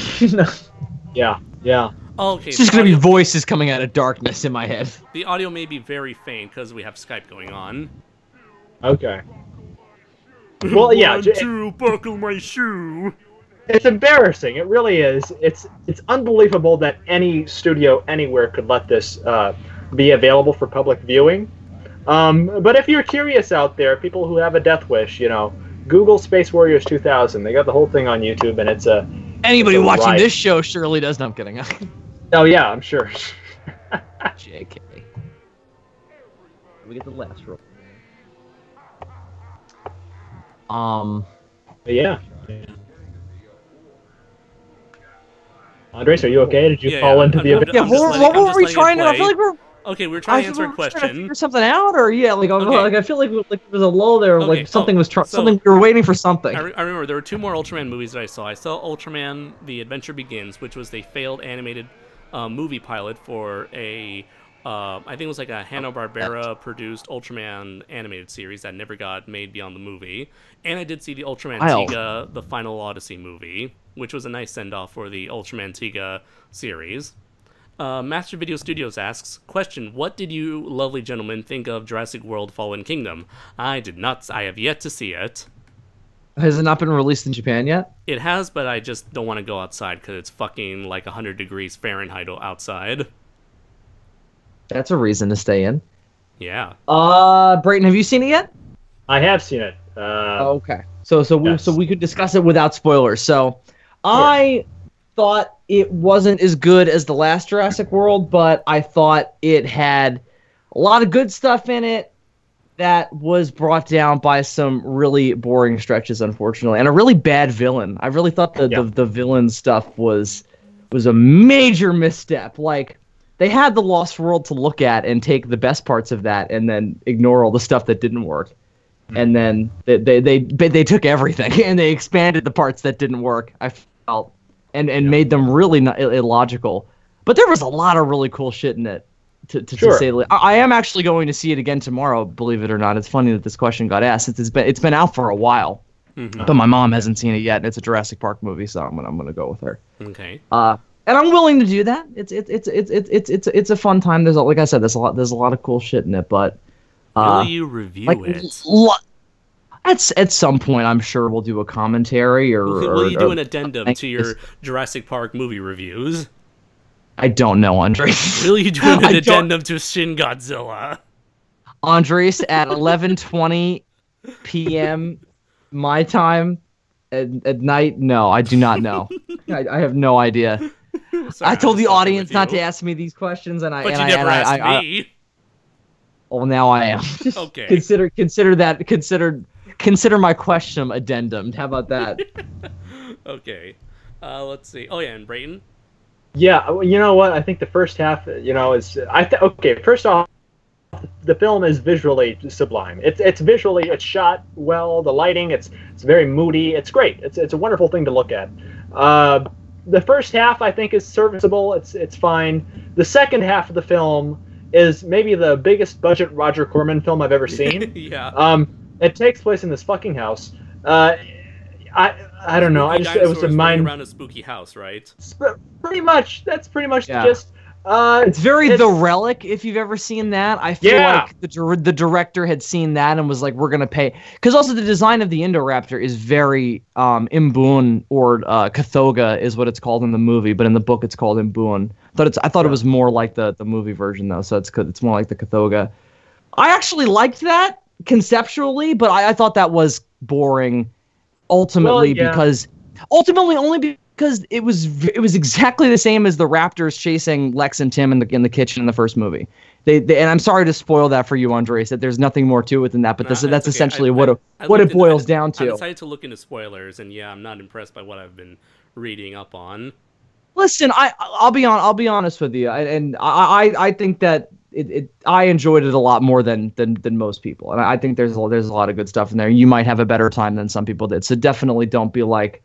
Keep your expectations at that even point. I think you might have a good time with it. But that being said, they ruined it by showing everything in the trailer, and they didn't have anything else. They didn't have anything else to offer really in the third act, and that was the bummer for me because it looked like they did in the trailer. It looked like they were gonna do something that was like really big, and they. I mean, it's not like they didn't at the end, but I knew that was gonna happen. The ending was shown in the trailers. So, when you do that in a movie, it's like you can enjoy the ride only so much, but the whole ride. It's like somebody gives you a map of an amusement park ride with pictures of every corner of it before you go on it. It's like, okay, it's certainly you can go into it well researched, but it's not really. And you can say it's our fault for watching all the trailers and everything, but they started releasing this shit like almost a year ago. And you can't you can't avoid it since the trailers are now everywhere, all over Facebook and Instagram. That too, and this movie still is doing that, and like I said, they put all the big shit in the trailer, unfortunately. But it's not like you can't take away from and like Brayton said, it's a very well shot movie. And I think from like a filmmaking standpoint, it's more it's I think kind of far more well made than the first Jurassic World. Oh, but, by far, by a long stretch. But the actual story just doesn't feel it doesn't feel as memorable or as punchy. And it just it's like I said, it's a little boring at points, unfortunately. I still think it's better than Jurassic Park 3, though, and I know that a lot of people don't, but I would much rather watch it again than Jurassic Park 3. And everyone's like, oh, Jurassic Park 3 is shorter. Every time I watch Jurassic Park 3, I fall asleep. At least this it has stuff going on. There's Jurassic Park story stuff going on. A lot of it is like, what? But some of it is really interesting, and that's what gets me through a Jurassic Park movie, is those ideas, So I can mine some repetitive dinosaur stuff as long as there's still cool ideas in there. Yeah. And that's what I think this does. That's better than some of the other sequels. Okay. Let's see. We got quite a lot of questions here. So let's see. One person asked questions. What are your thoughts on Evangelion 3+1? I think he's talking about the newest trailer that came out that featured... Is that what it's officially called? Is that what was on that poster that really showed the power lines? For several years, it's been quoted that the English title would be 3.0 plus 1.0, as if it couldn't get any more pretentious. But I love it, man. Dude, just let him do whatever he wants, Andre. He's so beautiful in his just like what the fuckness, because then we get to talk about it. Yeah, I mean, that's what's great about it. Did you see the teaser? Yeah. Yeah, it's not that long. Yeah, it's like that pink Ava unit with that building, like those like crane construction arms, like while the rest of its body is wrapped in bandages. Yeah, it looks interesting. It's like funny because last time they showed like anytime they show a preview at the end of the previous movie, it's nothing like how it is in the actual movie itself. So at the end of 3.0, we saw this repaired version of Ava Unit 8 and Ava Unit 2 where it's like half Unit 8, half Unit 2. And here it's just Unit 8, but with some temporary arms, I guess. Replacement arms. Kind of like how Ava Unit 2 was kind of hastily repaired by 3.0, by the events of 3.0. So yeah, looks interesting. Let's see. This doesn't come out until 2020, right? I think that's the year they showed there. It's like, oh, great. So it's like this could mean anything. Like, Yeah, it could be anything. It could mean nothing. It could mean Right. everything. It's just a robot shooting This could be bullets the in cure. the sky. This could be the cure for cancer. They're not robots, Andres. Right. They could be the cure for cancer in disguise. You don't know. Right. Well, it's just a flying cyborg with robot arms. Mm-hmm. Okay, so let's see. We got another question. How would you guys feel if the Godzilla franchise and fandom was infected by SJWs and there was a Godzilla Gate? I would not care, because I would just go ahead and enjoy my Godzilla the way I've been enjoying Godzilla all my life. And just avoid that drama as much They're as not I going to can. come and take my DVDs, are they? 'Cause No, they're not. I literally have all of them on They DVDs. can complain all they want, but they're not going to change anything. I mean, it's not like they're going to go. They're also all on the internet and very easily accessible. Yeah, I'm sorry, the International Space Satellite in space. Right, and it's not like they're going to question the treatment of female characters in Godzilla films, because this is a Japanese company and Japan's not going to listen to what Americans are going to say about how they run their own shit. Well, see, that's the thing. That's the thing I have to ask. Where would the fuel for that be? Where I really can't. When I stop to think about it, I don't know where the fuel for their anger would be. Right. Godzilla's really sexist against Mickey, I think. Maybe. I don't know. When he attacked her with his mind in Godzilla versus He Biollante. mind raped her. Exactly. Anyways, Godzilla's a sexist, misogynistic pig. We should the, move on. the mutated dinosaur. That would be the fuel. Yeah, okay. Yeah. Anyways, The fictional mutated. Although Japan has made him an official citizen, so maybe this would put a hamper on. Yeah. Let's see. Next question. He's guilty of sexual assault. Question. Psychic assault. Physical assault.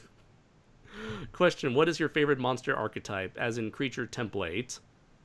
Dinosaurian, I guess? Even though it's a little played out by now. But yeah, it's always a faithful one to go with. Let's see. Brayden? Republican? I don't know. Monster archetype? Great. Yes, that's great. I like Okay, a nice let's go Han with Solo type monster, a nice roguish type. I like a monster He's got a with good blaster. personality. Yeah.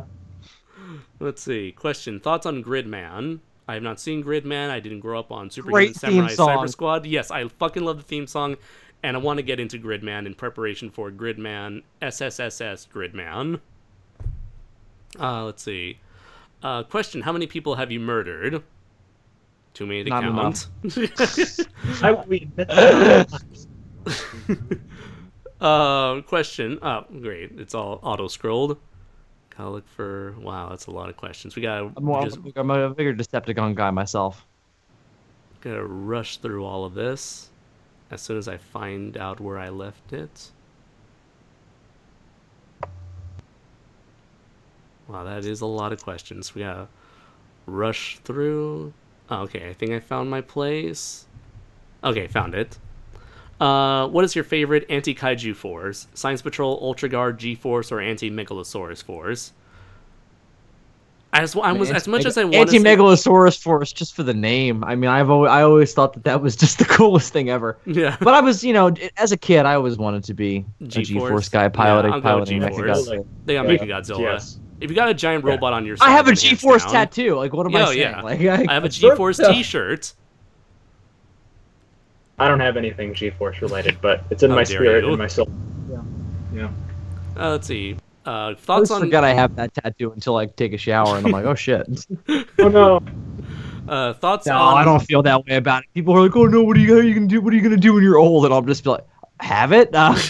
Just have it. Like, it'll be there, and it's not gonna kill me or attack me or. It's not. It's gonna turn into a Venom symbiote and go. It's not gonna. It's not gonna be like William. Well, we can't hurt bad. We can only hurt bad people. We can do whatever we want. Like, it's not gonna. Like that. Let's see. Thoughts on gargoyles? They're cool. They're nice. In decorations. general, or Yeah, the I don't know. the show.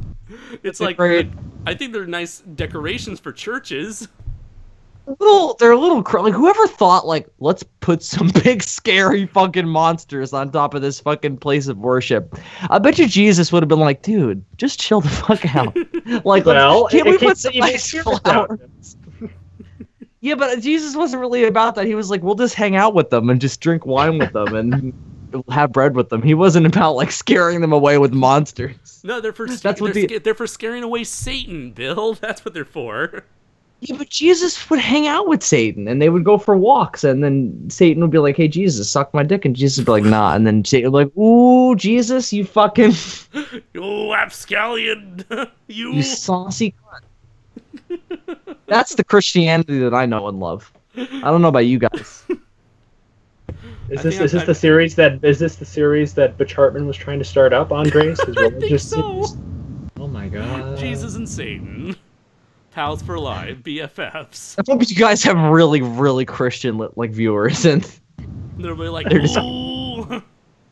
They just light the computers on fire in protest. Headcanon.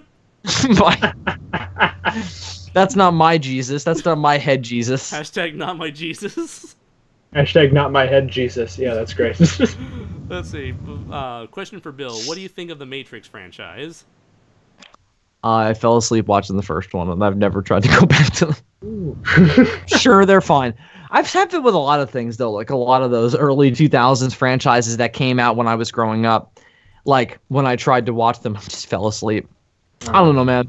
It's depressing. It's depressing, rainy people shooting at each other. It was never really my thing, you know? Yeah. Like, it didn't have big monsters in it. It didn't have colorful shit. It was just like, I'm really sad, and I'm going to shoot you.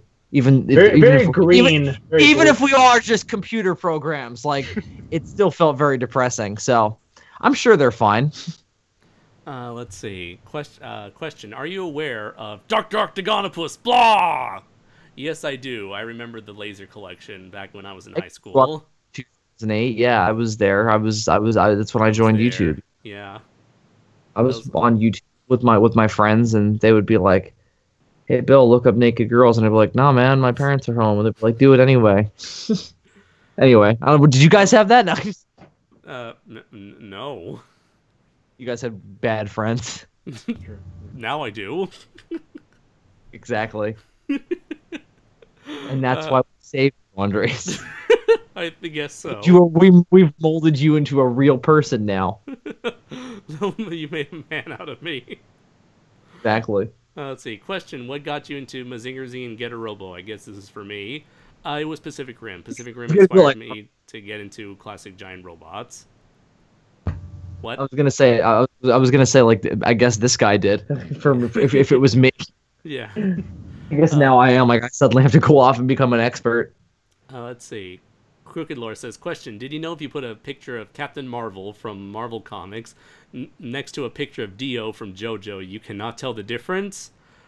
I would believe that, considering how very masculine they've made the first Captain one Marvel. To find that out. No, in recent years, the artists have, for some reason, have decided to draw Captain Marvel very masculine looking. Meanwhile, Dio has always looked like a cross between masculine and feminine. So it's like, yeah, I can imagine the two looking very similar. All you gotta do is just put him in crazy supermodel poses. I don't know what you're talking about. Let's see. Question: Is there any Godzilla that you can feel can be considered a B movie? All of them. No. The 70s. I mean, what a question. Like, I mean, I'm sure I'm sure the general public would say all of them. But yeah, I mean, Raids again, it's kind of a B movie. They rushed that the fuck out. Yeah. It depends on which one you're talking about. It depends on the production budget, and was it intended to be part of a double feature or the pilot for a TV show? Like Megalon, definitely a fucking B movie. Yeah. But listen, man, just watch Godzilla. You don't have to question it. He's there. He's gonna blow shit up. He kicks some monsters in the balls sometimes. I've noticed that when I've been going back to them a lot. He does that more than I remember. Didn't notice that as someone. He gets hit in the. I mean, his. He gets hit in the balls. They take a lot of abuse in Ghidorah the Three-Headed Monster. I realized that recently. Monster. That's the big one when he gets shot. I don't believe in a son of Godzilla after what I saw his dick put through in that film. I don't believe. Yeah, but we know that he's adopted. Godzilla just did that. Or it's like stepson situation where Godzilla was like in deep with some lady. Godzilla after seeing him hatch, After seeing him hatch, I think Godzilla wants to convince himself that he's adopted and not related in any way, shape, or form. Right. Let's see. Question: If you could be any object in the world, what would you be? fuck is wrong with your viewers? No, anyway, I'm kidding. No. No, I'm kidding. I love to sit down in chairs, but I wouldn't want to be a chair because I wouldn't want people to sit down on me. What a quandary. I wouldn't want to be marijuana either because then people would smoke me and then I would be gone. Or then I would become smoke and I would travel the universe. No. I love this. I love ruining your show. It's so great. Let's see. Moving on. Question: which is the better crossover? Super Smash Brothers, Super Robot Wars, or Cartoon All Stars to the Rescue? Easily Cartoon All Stars to the Rescue. Absolutely. What was exactly? You need to watch that, Bill. You need that in your life. More than anyone, any of us. That's the one where like Alvin and the Chipmunks stop a kid from doing drugs, right? Not just Alvin and the Chipmunks. It's Alvin. I know it's like a whole bunch of other. It's I remember Simon was the one. I remember Simon was the one like don't fucking do heroin or whatever. Marijuana. That's marijuana. I think that was the exact line. Don't do fucking heroin or whatever. Right. And then Bugs Bunny's like, it's gonna fuck you up, Doc. Yeah, oh fuck, Bugs was there too. It Yeah. wasn't just like cartoons of the time. It was like It was just cartoons. was fucking Yeah. was fucking like the Max Fleischer Superman there, like beating the kid to death, like because he had drugs on him. Because that's what that Where are the Superman other was drugs about. going? Like a job You know, for like- Superman. Why is Superman snapping necks? And I'm like, back in the day, son, he would fucking take a spousal abuser and fucking walk him across a telephone wire if they didn't like Wasn't this them the that same much. Superman that promoted people to slap a Jap? That it's okay to slap a Jap during World War II? He was a wily motherfucker, man. He wanted to stop those Nazis. I'm telling But you. damn it, he got shit done, Bill. He got in there and he got the fuck out and got He shit snapped done. that Which is neck, why no we doubt. need to make Superman great again. Absolutely. Put those jocks back on him. That's his nuts got taken away from him when they took the jocks off. They just put them back on in the comic, so it's coming heard. back it's coming back on screen. I'm telling you. Coming back, coming hard. If he's lucky, he's got a kid. He's got a kid now in the comics Oh, too. So shit, surely that's that's been right. going on. Yeah. Apparently that's all really good. I've been meaning to catch up on that, but I've been too busy scratching other people's nuts. Anyway, Question: who's a very underrated kaiju from the Showa era? Showa attack. I think he meant to say Showa era. Baragon. Hedera. Okay. You know what, Gigan? I understand Okay. that he's Yeah, well-respected, Gigan but too. I think love I've always Gigan. loved him. I've always thought he was pretty fucking Yeah, cool and good needed old- to be in more. Good old Gigan. When Toho does their cinematic universe, you know that they're going to do some like familiar monsters at first. I think to kind of get us back in.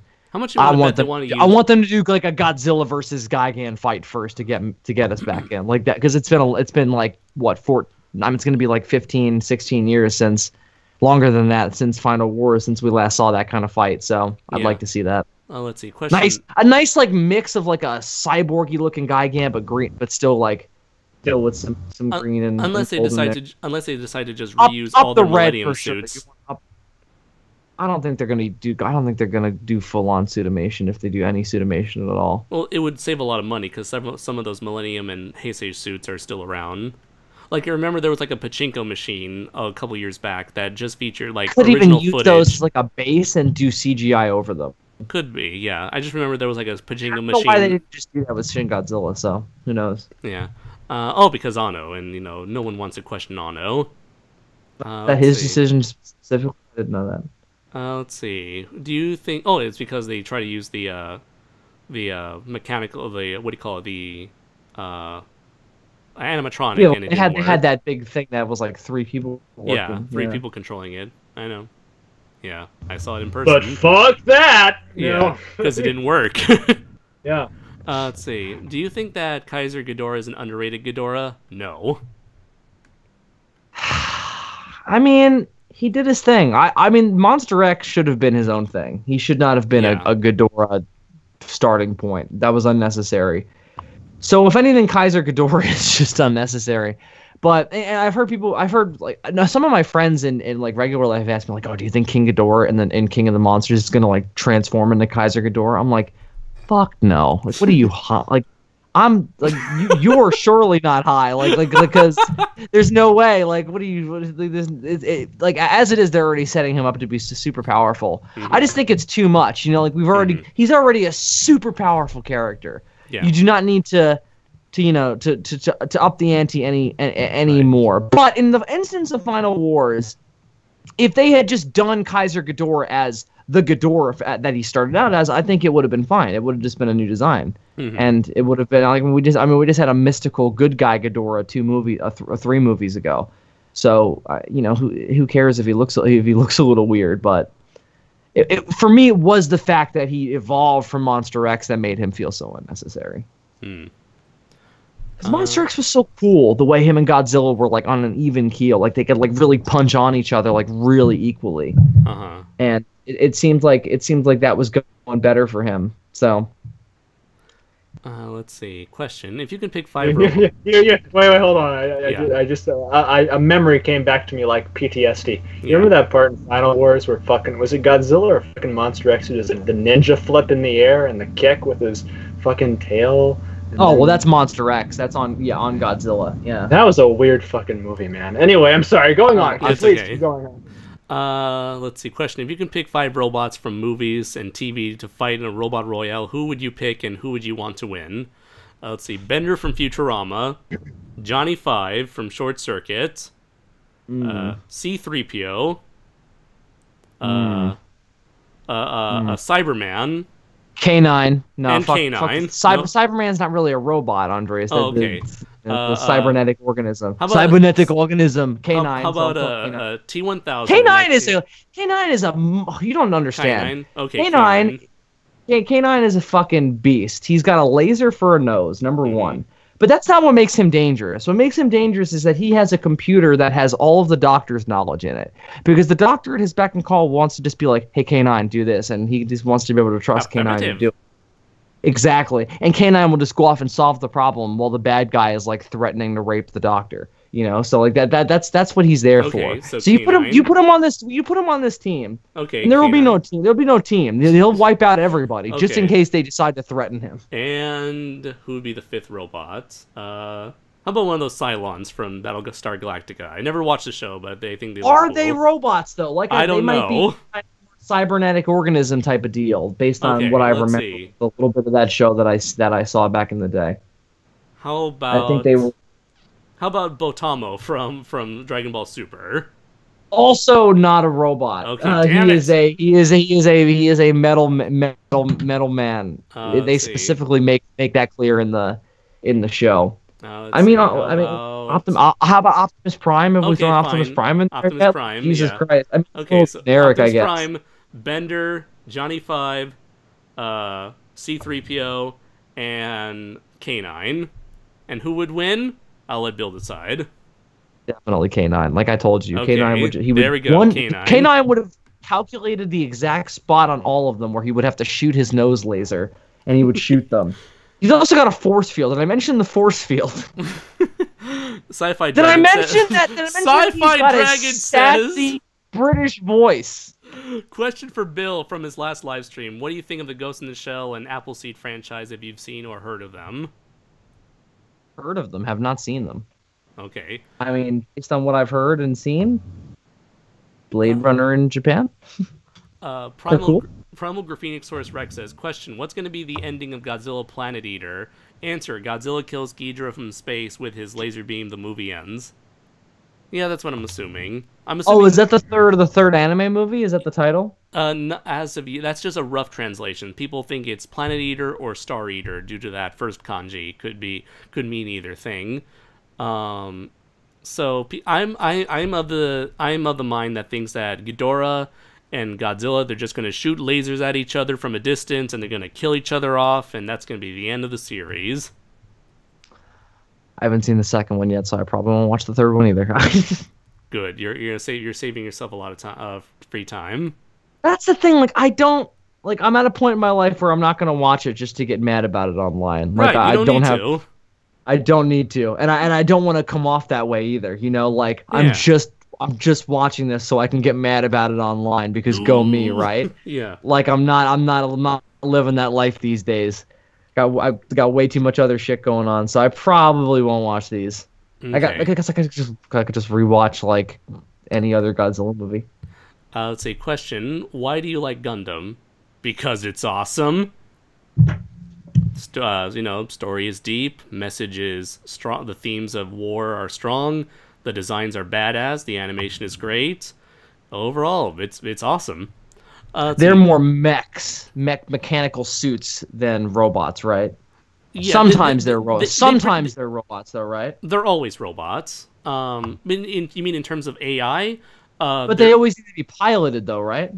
Generally, yes. There have been like maybe one or two exceptions, like the Devil Gundam from G Gundam, but always they're just tools for war. Gotcha. Yeah, and they pretty much wrote the book on how to do realistic robot anime, in terms of like robots that don't have like infinite amounts of energy and can pull a sword out of its ass and save the day, and everything's all black and white. But yeah. That's why. It's very complex, but... You ruined it! Let's see. Question. Can we remake JoJo's Bizarre Adventure, and instead of naming the stands after classic rock bands and songs, let's name them after YouTubers and meme? You shut your fucking mouth, crooked, with that blasphemy. Sci-Fi Dragon says, what are some carnivorous animals that haven't had creature features made about them that you feel should have creature feature movies? Oh god, Honey badger? I think about this honey shit badger. every fucking day, literally. All right, let's go. We need a really good giant squid movie. We've never had a good one. They've all been shit. So we need a really good giant squid movie. Hold up, there's more. Wait a minute. Give me a fucking second. Okay.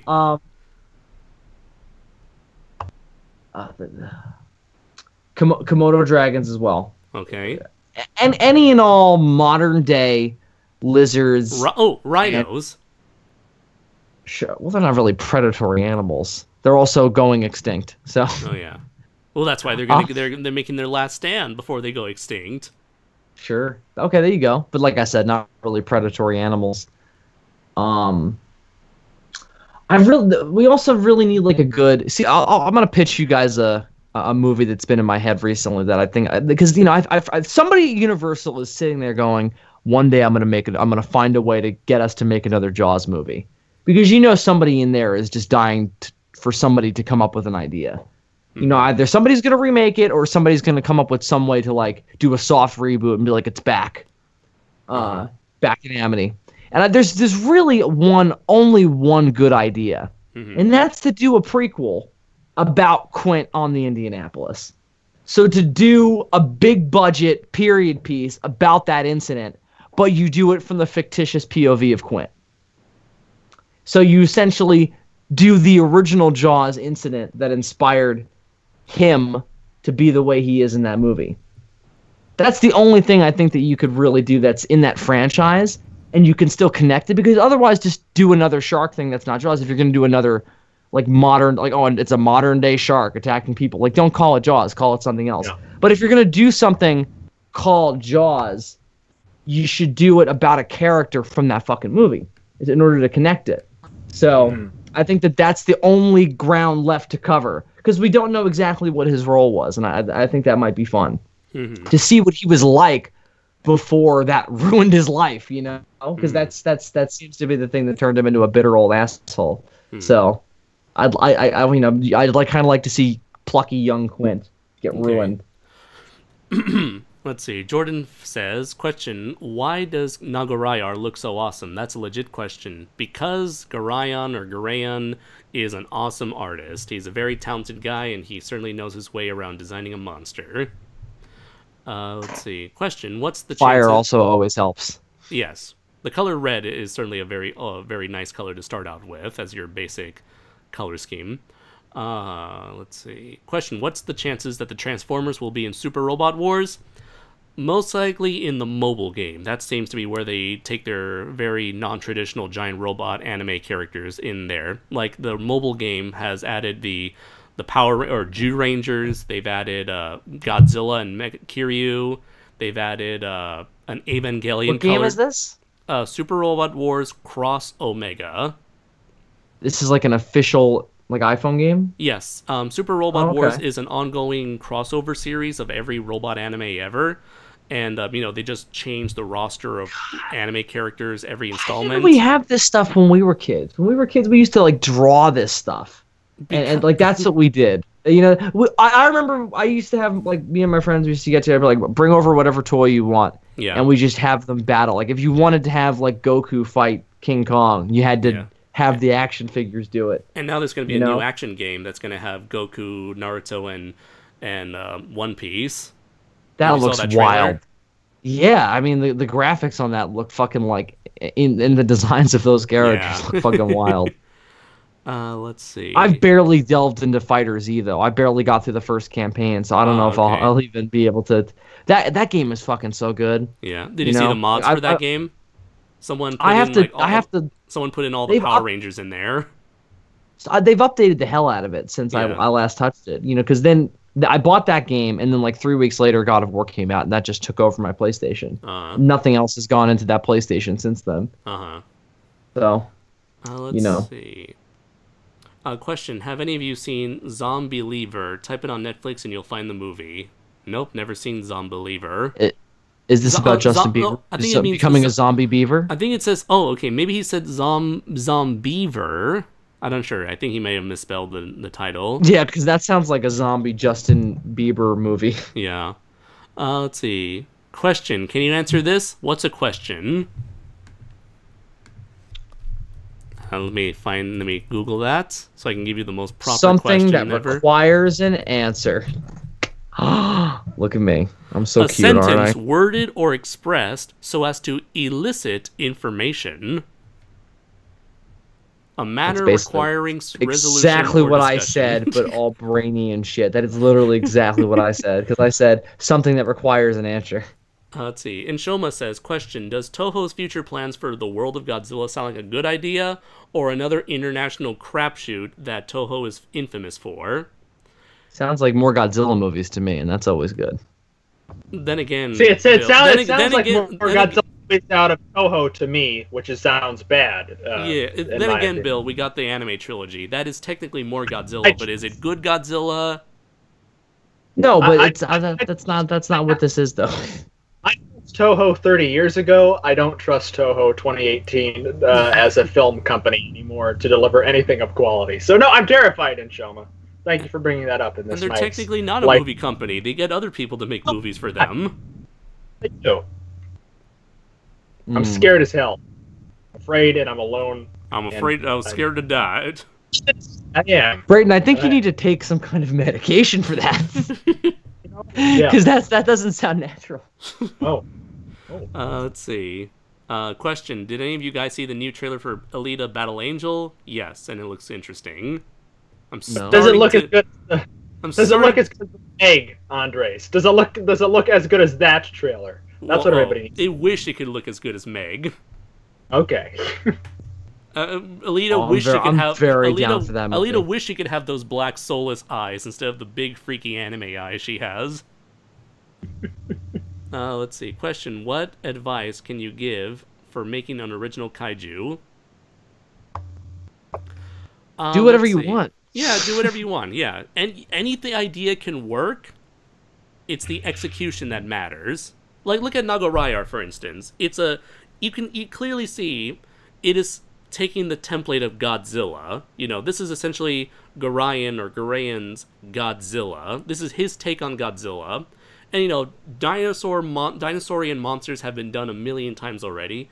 And yet, it's through Garaian's execution that he's able to make Nagoraiar stand out in a very lavish and exciting way. So even though, dinosaurian kaiju have been done to death, you can still make it work with the right amount of effort and presentation and execution. Let's see. Yeah, what he said. And if you're doing it within a story that you plan to create, don't obsess over every little detail. Yes. Kaiju. His height does not matter. The depth of his footprint does not fucking his matter. Footprints don't matter. His tail length doesn't matter. His number of fingers doesn't matter. Just make. I mean, Wanna unless make it a- somebody's measuring it in the story, I mean, then it does matter. Like, yeah, if there's a scientist who is like measuring it and it's related to the plot, like, oh, his tail is this long. If we cut off this much of it, he'll bleed to death. Then sure, okay, fine. But yeah, it's just, you know, make a good story first. Any Yes. idea can be a good idea. It's just, you know, the execution that matters. Yeah, it depends on like why you're creating this kaiju. Like you definitely should have a story first, because you know you can say I want to make a monster movie. Why? You know, like that's the thing. You know, like and just wanting to make a monster movie, sure that is enough, but your passion needs to come from something. You know, did you grow up with them? Mm-hmm. You know, like what is driving this need, and then I think everything will just kind of happen. Mm-hmm. Let's see. Question. Most from Sean Barry. Most well-shot film noir film, in your opinion? Film. Let's see. I haven't seen enough to give an intelligent answer. I'm gonna have to say The Third Man so far has got the record. Yeah. As for favorite. Oh, I'll let you answer. No, you go ahead. I need a second to think. Okay, and the second question, I asked this on the SOS live stream, but serious answer, favorite Orson Welles performance. Right after the I gave a serious answer. Right after his performance as Unicron, I'll give his performance in those in that wine commercial his best performance. That's so sad. I'm not- The French champagne I'm- has been known for its delicacy. Is the first foundation with Parmesan, inspired by that same French excellence. That's his legacy now. Vintage For me, the tasted. most well. You're just gonna keep going, aren't you, Andres? It's never gonna stop. Yes, always. Okay. For me, the most well-shot noir film, probably, I would say The Lady from Shanghai. Have you seen that yet, Andres? Not yet. You should put that on your list. That's a great one. Don't tell me what to do. Yeah. As No, I'm for just kidding. the I Orson won't do Welles that. performance, It's very it's very difficult because it's like on one you got different flavors of Orson Welles. You got like the charming bastard that is Orson Welles from The Third Man. You got the the young hopeful and yet curmudgeoned Citizen Kane Orson Welles, and you got like the slimy bastard that is Touch of Evil Orson Welles. well, okay, for me, it's either The Third Man or he played Clarence Darrow in a film called, is it Obsession or Compulsion? I think it's Compulsion, which was based on a true story of two teenage college students, I believe, murdering another fellow student. And he played the lawyer Clarence Darrow in that film, and it's absolutely brilliant. That's a great, I think it was made in 59, maybe early 60s. That's a great film, too. Sean, you should seek that out. For me, I guess I'm going to have to... It's been a while since I've seen Touch of Evil, but I really need to rewatch that eventually. But I'm going to have to... It's going to be a very cliche, but I'm going to default to Citizen Kane just because of like the variety of Orson Welles moments we got from that movie. Let's see... what are your thoughts on the Legend of Zelda series, says Sean Barry. It's great. I had limited exposure to it, but I've enjoyed what I've seen so far. But so far, I'm more of a casual fan than a hardcore fan. I never liked playing as him in Super Smash Bros. Brawl. And I guess you haven't played. I've never played it. No. I would play say- Frogger. Andres knows that. Yeah. I play and I suck. I will absolutely say- suck at Frogger. Honestly speaking, you could pull off a decent Link cosplay, Brayton. People have told me that. Maybe I don't know. The tights are kind of in question. I don't know if I could pull off the tights, but sure, maybe. Some versions of Link kind of have a more like Lord of the Rings leathery outfit as opposed to the tights.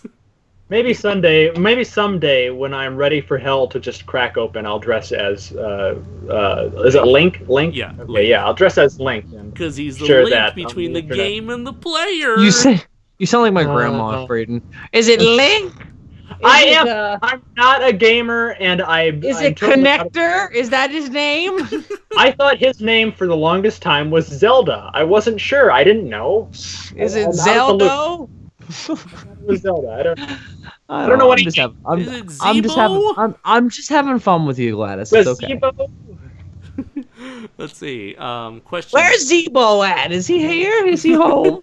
Question. Yes, my pills. Question, Bill. Have you seen Ready Player One? And if so, what are your thoughts on it? Nah. I've not seen it yet. I probably will at some point, but I don't know. I saw the trailer for that and I was like, that looks like it's trying way too hard to be for me. And even Steven Spielberg's name is not enough to get me into a movie anymore. A lot of his stuff is very. I will say stuffy. This is probably the most very stuffy and overmade. Usually so. Well, that's the thing. I feel like this is feels like the most genuine Spielberg movie of the last 10 years. I don't know. I'll give it a go if I find the time and inclination. Maybe if my brother wants to watch it at some point, I'll find motivation to watch it. But just tell him, hey, do you want to see Mechagodzilla fight the Iron Giant? See, I think we watched that on YouTube at one point. So. Damn it. I don't remember though. So we'll see. Like I said, that's the highlight of the movie right there. It's the money shot. Number 3 from Sean Barry. Favorite James Stewart performance. Let's see. Rear Window. I mean, it's definitely It's a Wonderful Life for me. That movie is. I watch it every year. I still haven't seen It's a Wonderful Life. I need to see that. Yeah, you do. Otherwise, you won't have a life. No. Wasn't he in Fievel Goes West? I don't know. I think that was his last role. I think. Yeah, that he was the dog. Was that the sequel to the American Tail? Yeah, he was the dog. He was the sheriff cowboy dog. It's like a straight-to-video sequel. No, it was in theaters. Okay. I believe he was on his deathbed while recording his lines for that film. It's very upsetting. I want to live, Clarence. I want to live. Don't pull the plug yet. I'm still recording my lines. Listen, Tiger, I'm going to teach you how to be a dog. First, you got a wolf. They cast him because he was drooling in real life. Funnily enough, the dog itself. He was a talented man. I make fun of him now because he can't punch me for it. Let's see. Oh boy. Mr. Smith Goes to Washington for me is my favorite James Stewart performance. Another great movie too. Okay. Oh, he was also in Vertigo. Vertigo was great. Yeah. Fourth question: how is you-know-who gonna get into Hollywood so he can fix it, as he once said on SOS Episode 9? He'll probably sneak in the back door and then be thrown out immediately. I mean, that's what I hope. I don't know. And then he'll claim that he just walked away. Yes, well, he'll claim that he wanted to distance himself from Hollywood after that, and he'll go to start his own production company, and no one will care. I don't know. Let's see. Question: what's America's franchise? You guys are being really mean about George Lucas. He's really done a lot. I know. He's been through a lot. He went through a really hard divorce. He made that movie about those nice black. He made that nice movie about those black boys flying those planes. So cut him a break. I think you know. I think it's time we just let him walk away. I don't care It's time to cut him a break for putting fucking Liam Neeson in that moo at one time. That was weird. Yeah. How do you think he went up to Liam and was like, "So Liam, you know you're in a Star Wars movie. You think like, oh, I'm gonna be in something cool." No, I got a moo here for you. Probably talked him into it's going to be like a duster, like an old Western kind of thing, and then then he put it on. You know those pajamas that Obi-Wan Kenobi wore in Episode 4? Yeah, you're going to dress in those.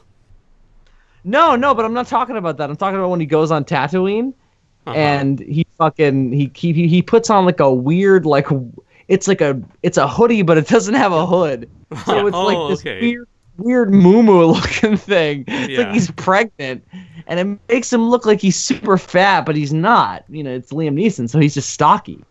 But it was a big mistake. So I just want to know how he did that. Like, what masterful directing that required. Maybe that was certainly the biggest mistake. Like some sort of bizarre Jesus allegory. I mean, when was Jesus ever in a moo? He was usually being stabbed by the Romans or whatever. He wasn't wearing moo-moos. He was looking really depressed. And being stabbed in the nuts or whatever. Like the picture I just shared with you right now. Well, okay, in the face, in the haircut, yeah, that's very Jesus-like. But the clothes, I like Jesus is usually depicted as being in like very long like robes that don't cover his torso or whatever. Like that, it covers like every inch of skin below his neck. Like that's what makes him. He's in the desert. Like, he should go shirtless, you know. Just show off his nice pecs for the nice, like, you know, slave girls, you know. He rolls up on Anakin's mother. He's like, "Hello there." That's where Obi-Wan got it from, you know. Like Qui-Gon's just always rolling up on ladies. It's like, "Hello there." You know, from a certain point of view, I'm really quite charming, but I can't love because I'm a weird space monk with a laser sword. So don't cross me, or I'll fucking kill you. Anyway.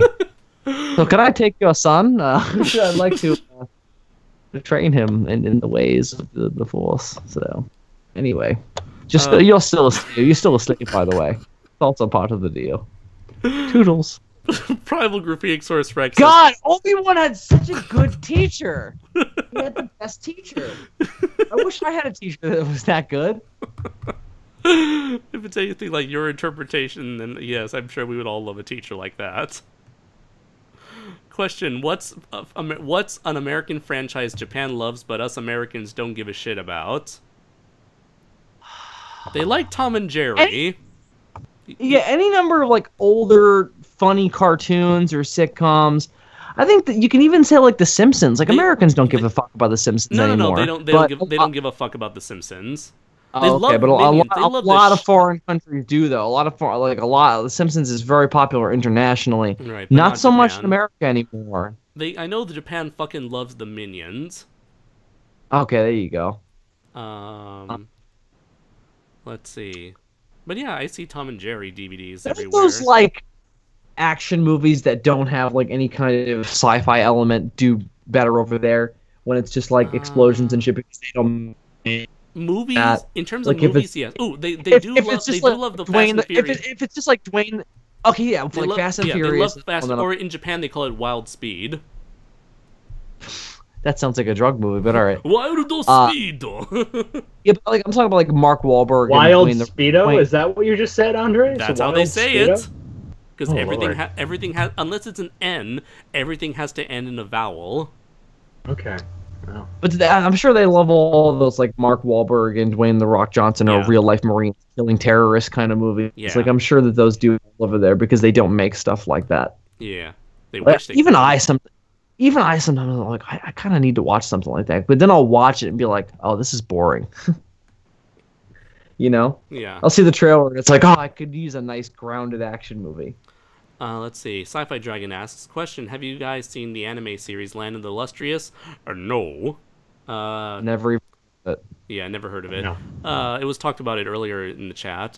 Crooked Lore says, question, excited for season 2 of Castlevania, and to those of you who wonder if I will review it with Andres again, don't worry, I probably won't.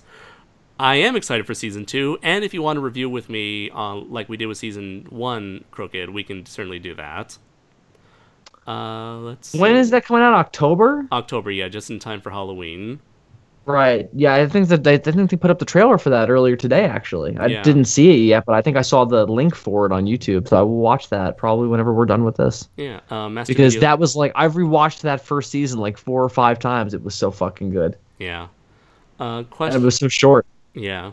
Master Video Studio says, question, how about that Godzilla King of the Monsters trailer, huh? I mean, fuck, yeah. Jesus Christ. That was great. It was fantastic. Looks good. It was amazing. Dylan and I meant to do a video on that last week, and we've been meaning to re-adjourn to do a video on it, but it's just been a struggle to reschedule, as all things have been, so I don't know if it'll ever... It was going to go on his channel anyway, though, so it's up to him if we ever end up doing it. But they've really nailed, like they don't show you too much, but they show you just enough to make you go, oh, fuck, that's going to be in an American movie theater. Okay. That one shot of Rodan, like, throwing the fighter jets at other fighter jets, like, that's pretty... Fuck you. Like, I remember watching the original Rodan, and, like that happens in that. Like, so that's pretty fucking cool. I saw the original Rodan trailer just the other day, and it felt like they honestly recreated that exact moment. Rodan flying over jets and they explode. The city... he flies over the city and he just wipes it out. Like that's right out of the original. You know, movie, it's shocking to me just when you go back and look at it, just how quaint 2014 feels now, just from this trailer alone. How tonally just fucking different, like not even part of the same universe. This next film feels in comparison. I don't know. It feels like a step up, but I can totally see the 2014 as still the foundation. It does feel like they don't care if people think this is another reboot, though. Yeah, that's how the trailer played to me for sure. I mean, it's 5 years on. I think that they're comfortable with people not remembering that movie, but I don't think that the movie will not address the fact that it's a sequel. It definitely will. It definitely will be like, fuck, that was crazy. Let's see. Question: thoughts on the other Comic-Con trailers? They're okay. Yeah, I liked the Aquaman and Shazam trailers quite a bit. I didn't watch them 15 times like I did the Godzilla trailer though. Let's see. Question: have any of you guys played Super Mario Galaxy? And I suggest you listen to the soundtrack for this game. I own Super Mario Galaxy, but I never beat it. I think that was during that time in high school where I just got too busy for video games. I never was a Nintendo guy. I had a Game Boy when I first got into games. I mostly played Spider-Man games on it and Godzilla games, and then I got PlayStation from that point on. Yeah. Let's see. Question: thoughts on Spore? Remember that game Spore where you can like create your own creature? That was the shit back in the day. I got the Spore creature creator like demo thing. That was fun. Yeah. I never got the full game though. Yeah, I remember like more people had fun with the creature creator than the actual game itself because people would just get bored after you stopped controlling your own character and started managing a tribe of your characters as they evolve into eventual space travel. And then by that point, everyone just gave up on that. I've found that those games for me just get boring very quickly. Like I didn't last long playing Jurassic World Evolution. Like just those management games, they don't interest me that much. And they're also really complicated. And at a certain point, I was like, I'd rather be working at my actual job. You know? Yeah. And Shoma says, question, Bill, have you seen Season 2 of Kong King of the Apes? I personally think it's better than Season 1, but that's like comparing a scorpion sting to a killer bee attack. No, I have not. I will never. I mean, I didn't even sit through the whole first season. I watched the pilot movie of the first season, and I never continued on. It's so barely King Kong. I mean, I just didn't even. It's similar to the anime Godzilla, where it's like it feels so disconnected. It's like really don't. I'm really not even interested. But I mean, one day if I'm bedridden and I have nothing else to watch, I might do it. But under any other circumstances, probably not. Okay. Primal Graphenosaurus Rex says, question, thoughts on Killer Instinct? I've never played any of the games. Wait, maybe I played the first one on Super Nintendo, but I never played which one's that? It's like Mortal Kombat, but it was made by Rare, the guys who made like Conquer and Banjo-Kazooie and GoldenEye. Is it like Primal Rage? Kind of, yeah, but the characters are still humans, or like there's a werewolf and a cyborg and yeah. Okay, gotcha. See, when are they gonna bring Primal Rage back, man? Like, you just do that, and I will be I would love a PlayStation 4 Primal Rage so much, man. So badly. Just make it look like the new Mortal Kombat. Yes. Like, it would be so cool. Yes. Yeah, I would love that. Ooh, here's one that you definitely know, Bill. Thoughts on Man After Man? Now, for those of you who I showed Bill this, it's like a freaky book. So there's this guy, I believe he's like a zoologist and an artist. He wrote this book speculating what animals would look like if they evolved from this point onward, like 1 million years in the future, or however many millions of years. Then he made another book called, I think that first book was called After Man, Zoology of the Future. And then he made another book called like The New Dinosaurs, where it's like, what if the dinosaurs never went extinct? How would they evolve? What would they look like now if they continue to evolve? And then he made another one called, what would it look like if humans evolved millions of years later? But it wasn't what you think. Rather, this is like some post-apocalyptic future where man just had pretty much fucked over the earth and all the animals are dead. So man decided to genetically create these human-animal hybrids to fill in the gap that where the humans are gone. So they'll make like a bear human, a monkey human, a dolphin human, cheetah human, of whatever. So you got all these like human, they're like animals, but they got human faces, and then from that point on, they just start evolving after the regular humans just died out completely, and so these human animals just like continued evolving, and they still got human faces and like hands and fingers that just it's like I wonder how much in his mind they actually like how much of a variety they really did create, because like you wouldn't if that scenario actually happened and we had to genetically engineer creatures to fill in like the niches that we had wiped out, the animals that actually filled those niches. You wouldn't create like, oh, we're going to have a cheetah and we're going to have a tiger and we're going to have a monkey. You would make like really broad sweeping creatures, like, because you would want them, because you wouldn't want a lot of variety, because it would be hard, and it's going to require more time. You're trying to save the world, son. Yeah. You got to be quick. You'll make like get those genes out. Yeah, you'll make some like savannah human, some Arctic human, some aquatic human. So I always operated under the assumption that was what he was thinking as well, and that all of the varieties that we see in the book naturally came about on their own after that happened. Right, that's what happened. So the question is, why use human DNA in the first place? Did he explain that in the book? I think that's just that's all they had to work with. Well, so I guarantee they're not really hybrids then. It seems more like true. You take a human genome and you pull out certain elements of it to emphasize, like, all right, so we want a bear-looking person, so we'll do this, this, and this to the genome. I guarantee that's closer to what it was. Maybe, yeah. If the issue is that the animals went extinct, so you don't have the DNA to work with anyway, presumably. I don't know. You don't know the specifics of this non-existent apocalypse. Right. But it's a fascinating thought experiment, and I love shit like that. Indeed, I prefer the new dinosaurs because it's like an easier conceit. Like Man After Man is the most fucked up one, and if I'm gonna fuck over my friends psychologically, that's the one I show. Right. But if like conceptually, the new dinosaurs is the one I found really the most interesting and the most compelling, because that's the one that, like, I can see that as being a possible alternate Earth, where the dinosaurs never got wiped out, and just reptilian or saurian forms in general just kind of remained the dominant form of life. Yeah, what was really strange is like bizarre seeing like a pterosaur that evolved into a giraffe-like creature with its like wings now evolved into these gangly giraffe legs. And the monkey dinosaurs as well, like the primate dinosaurs. That was weird. Or the T-Rex that like his arms completely like were gone, and so his legs kind of moved forward to balance out the design of that body. Right. Let's see. Any of your thoughts towards any of the craziness that we're saying, Brayton? Yes. Always. Okay.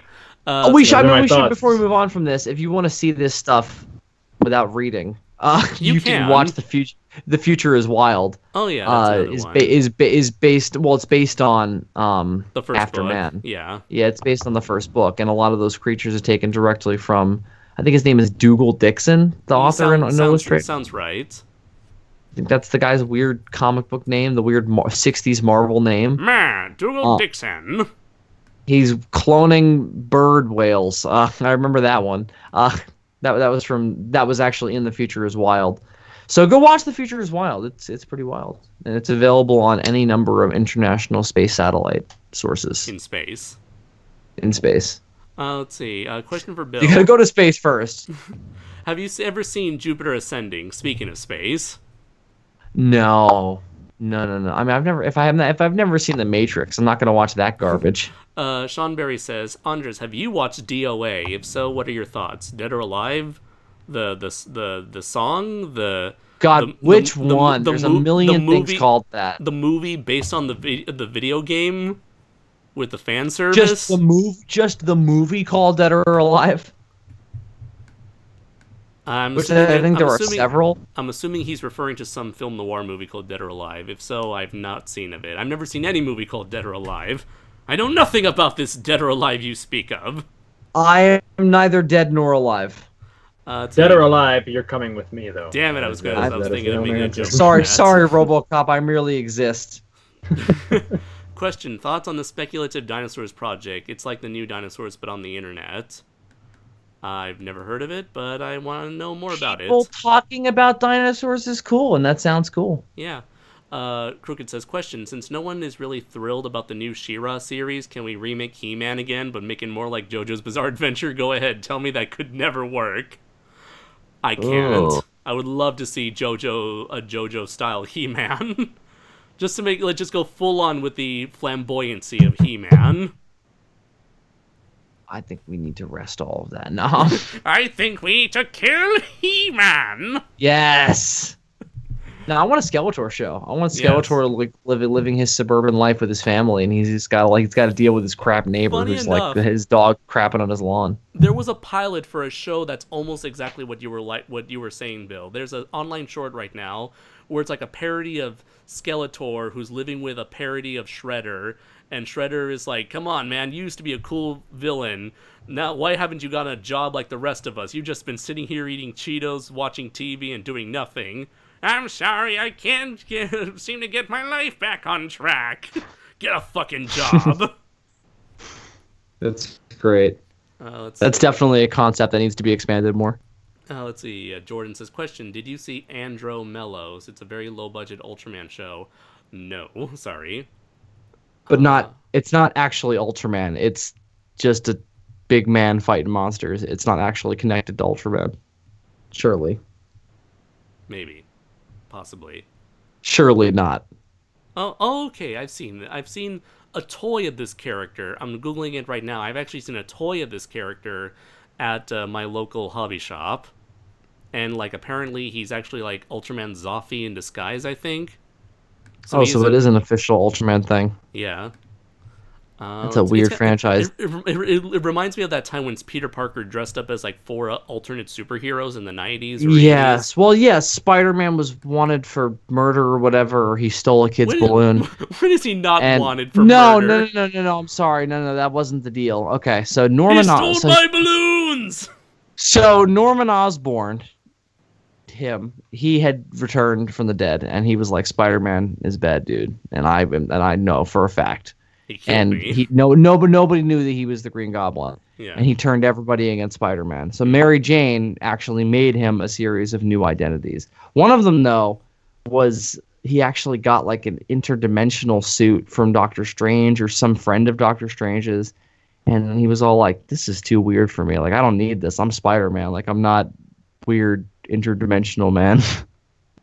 So there was actually one identity that he took on where he just used his agility powers. Like he didn't climb on walls, he didn't use the web swinging, he did nothing else but jump. And he called himself, and he was basically like a parody of not a parody, but he was like a mime of Superman, red cape and everything. And the deal there was it was like J. Jonah Jameson loved him, and even Norman Osborn loved him. And then everybody found out he was Spider-Man, and they all hated him again. So Marvel Comics are weird. Yeah. Let's see. I noticed like one person saying something about like some, what was it? The reason people are upset about She-Ra is because it's been infused with SJW crap. Really? I mean, all there's left is just like a single preview image, right? Has there been a trailer of She-Ra that's come out? I have no idea why people are getting all upset over She-Ra over a single image. They don't have to watch it. Do they know that? They yeah. know their She-Ra doesn't have a sword to their head threatening them to watch it.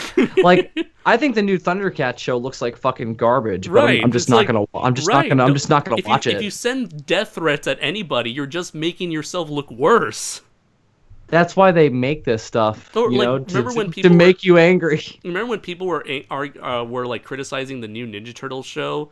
Like, sure, it looks like crap, but of course you're gonna have journalists. But they haven't made a good Ninja Turtle show since the 2003 show. So calm down. So it's read the IDW comics. Yeah, and like, of course you're gonna have journalists who's gonna come out and say fanboys are being too nostalgic over the old Ninja Turtle shows.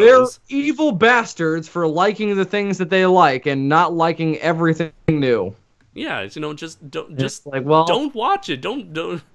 I'm not saying you can voice your opinion. I'm just saying you don't have to make a big stink out of it.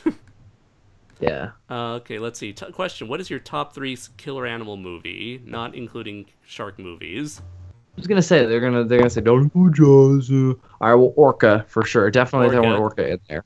I've heard Tentacle was good. I've never seen it though.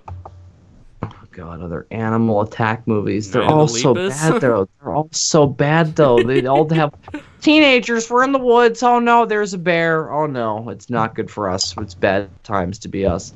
There was actually a Food of really the fun Gods movie. was okay-ish. There was a movie I remember from when I was young that was essentially Jurassic Park, but it was just one Smilodon. That was it. And I remember thinking that that was cool because it was like kind of like a low-key Jurassic Park. Like basically all that happens is they clone it, it gets let out into the wilderness, and they have to go after it, and it like kind of picks them off one by one. So that I remember liking. Let's see. So I'll What throw that movie? in there. Sorry. What movie or movies that you guys love that no one else has ever heard of or seen? Oh, hold on. Can I answer the animal Yes, movie go or ahead. the killer animal? I would say the birds, probably number 1. Oh, there you go. There's a good one. Orca, and you know what? It is such a fucking blatant ripoff of Jaws, and everybody hates it. But I find it enjoyable enough. Grizzly, I think, is for me an enjoyable. Oh, Brayton, movie. you pulled out the other one that was in my head. I was also thinking Yeah. of Grizzly, but Yeah. that's another one where it's the teenagers, man. I don't want to sit through That's that true. shit. Well, you know, can you count Lake Placid? Lake Placid is another sort of cheesy movie I enjoy too. And I'd rather watch that because that's not teenagers again. That's like Yeah. adults dealing with a Betty an White, animal, yeah. Betty White, yeah. I like Lake Placid a lot actually. So yeah, we'll throw Yeah. Lake Placid in there too. Yeah. The original Alligator as well is also a really fun movie, and it's an old school '80s movie as well. Uh-huh. I mean, it's not like if I was gonna sit down like, oh here's my film professor, let's sit him down and have him watch it. Like he's not gonna like it. But Yeah. if you are a monster movie guy and you like animal attack movies, that was one of the ones that inspired the Sci-Fi Channel original movie craze. Yes. Was Alligator. So give it a go, and it's way better than any of those. Let's see. So, what movies do you guys love that no one else has ever heard of or seen? Alligator. Alligator 2, Was- The Mutation. Let's see. I do love Mobile Suit Gundam: Char's Counterattack. It is a nice fitting end to those 2 characters from the original series. But, of course, I'm the only Gundam guy here, so I'm sure that counts. I mean, this is not necessarily something that nobody has heard of, but I'm a big fan of the Quatermass movies and the serials, Mhm. and that's not something that you hear brought up a lot these days. So I'll Right. say, like, Quatermass in the Pit is one of my favorite horror movies of all time. Mhm. I've been learning recently that I'm actually not really a horror movie guy. Like I've gone around like for years, been like, oh yeah, I like horror movies. I really don't, because most of them are terrible. I like monster movies, but the ones that really lean into the horror, the teenagers running around in the woods stuff, not into them. So, you know. Okay. You know what? Well, you can't say no one's ever heard of it. It was on Mystery Science Theater, actually, in fact. But a movie that I love and I actually watched before I watched their episode of it is one called The Magic Sword, and it's a fantasy sort of sword and sorcery film by Bird-Eye Gordon with Basil Rathbone and Gary Lockwood, and it's a really I really enjoy it quite a bit. It's a bit like yeah, it's kind of like Game of Death in the sense that okay, there's different stages he has to get to. It's kind of like a video game in a sense. He has to pass the 7 curses or whatever of Lodak, who's Basil Rathbone's character, and steals the princess. It's a very old fable-y kind of fairy tale movie, but the effects are, from in my opinion, for that time anyway, are reasonably well done, except for the giant ogre who's just a man in a really bad Lon Chaney Jr. Wolfman kind of makeup thing with a Jerry curl boy. burn. That's not great, but the dragon at the end is really cool. They got a really awesome 2-headed dragon, and it's a fun, light watch. But no, that's probably my pick. Okay, I'm gonna throw another one in there if you don't mind. because I just watched it recently, and it's another horror movie that I like. The Beast Must Die. Have you guys ever heard of The Beast Must Die? No. Werewolf movie that I loved and helped inspire my werewolf movie. And the deal there was this like big game hunter. He invites a bunch of people to his house, and he suspects that one of them is a werewolf, and he wants to hunt that person. And he tells them all this at the beginning of the weekend. So the whole movie is kind of like Clue, but there's a werewolf. So, they keep turning into the werewolf, killing somebody, and then, it's kind of like, who's the werewolf, and there's back and forth. It's really fun and very unique, and it's super 70s and really leans into that. The acting is hammy in all the great ways. Peter Cushing's in it. He plays like the werewolf scientist, which is perfect. And the big game hunter is like this cool black guy. So it's like a perfect unique werewolf movie. The only like kind of bad thing in it is that they go the four-legged, just kind of normal dog-looking werewolf, which is always boring. Boring. So that's unfortunate, but it gets by with its story. So I would still give it a shot. Nice. Okay. Question: what Godzilla do you prefer? Good, evil, misunderstood, or an asshole? I always prefer the selfish Asshole. Godzilla. So yeah, asshole Godzilla. Somewhere in between. I like the Godzilla who ain't afraid to fucking cuss out Mothra and Rodan when they're trying to get a little tribe going together, and he'll just fucking share his mind. I want that, and that's the one thing I'm wanting in King of the Monsters. I just want at the one big climactic part in the film, Godzilla just to say fuck you or something, and then somebody to go, what terrible language. I think that'll really keep the MonsterVerse going. Okay. I think that'll bring the kids in. Absolutely. Yeah. You think Millie Bobby Brown should be translating? Yes. Yes. Since we have passed the 2.5 hour mark, let's just stop the questions here. So I'll just leave a comment right here, so I know that when we get to that point, we'll stop here. Okay. See. So,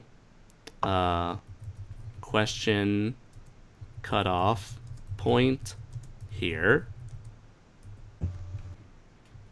Motherfuckers. Put that in all caps and in red. I did look down, and somebody did say, "Don't watch it," is as weak a rebuttal as "It's a dumb movie. Turn off your brain." I can see where you're coming from, where it's like you want to have a concrete opinion on a thing, and in order to do that, you have to watch the thing, and then once you do, then you can say, okay, I can definitively say that this is not good in my opinion, and I think it's bad. What I'm mostly saying is that there's this attitude, there seems to be this online attitude where people seem to be making a mountain out of a molehill, where it's like, sure, it's bad. You're free to say that it's bad, but to keep harping on it repeatedly, I honestly don't see the point. Especially when the media is bound to misconstrue your misconstrue your points and misrepresent your opinion and make you out to be the bad guy, because then nobody wins after that. But yeah, and you could just be sitting back watching something you like the whole time, guys. That's the reality. So I guess don't watch it. I guess that's not a good piece of advice. It's just don't obsess over it. I don't know. I feel like every question like this that we get is like, it always boils down to like, do what you want. Like, you have to have the confidence and the kind of drive to be like, all right, here's the thing that I want to watch this thing because I want to have an opinion on it and I want to be able to engage in conversation about it. That's cool. Like when I said before, like, when I said before, I'm not going to watch the new anime Godzilla movies because I don't want to. I'm not going to go online just to be angry about them. That doesn't say that other people can't if they want to. Some people do that like for a living and shit. So that's fine.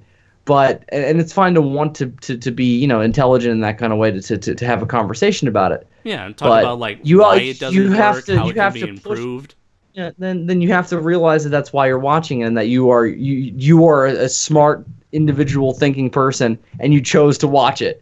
So you can't then go on Twitter at the creators and tell them to go kill themselves. You know. Yeah. It's the extreme people Some people seem to forget that they can do whatever they want sometimes. Sure, yeah. You don't have to listen to us. We're just a bunch of idiots who don't know what we're talking about because we don't know how the real world works, And apparently. everybody else is that way too. Now you just ruined it. I ruined life. I've ruined life by exposing the truth. You went into it. You went in there. I went right into it. Went right into it. That's the quote I was trying to quote. Even lovely Barack over there riding his bicycle. You think he knows how the real world works? He's fucking clueless, man. He has no fucking idea. So Sean Berry says, question, what classic movies that while by today's standards aren't scary but have disturbing themes, like example Night of the Hunter? I think the Universal movies are a classic example of that. Yeah, like, I think the original Mummy is actually a good example of that. Like, that movie's not scary, but it's got some really creepy fucking themes in it. Yeah. So does the original Wolfman. Brayden? Yeah. The original Invasion of the Body Snatchers. There's a good example, There's a good example of one. How about Yeah. The Monsters Are Due on Maple Street from the Twilight Zone. Oh, well, that's Twilight. A lot of the, you can say a lot about a lot of the Twilight Zone episodes. Yeah. So, the original Planet of the Apes. That's not a scary movie, but that's got scary ideas in it. Yeah. Yeah. Let's see. What's your favorite dinosaur documentary, and why is it your favorite?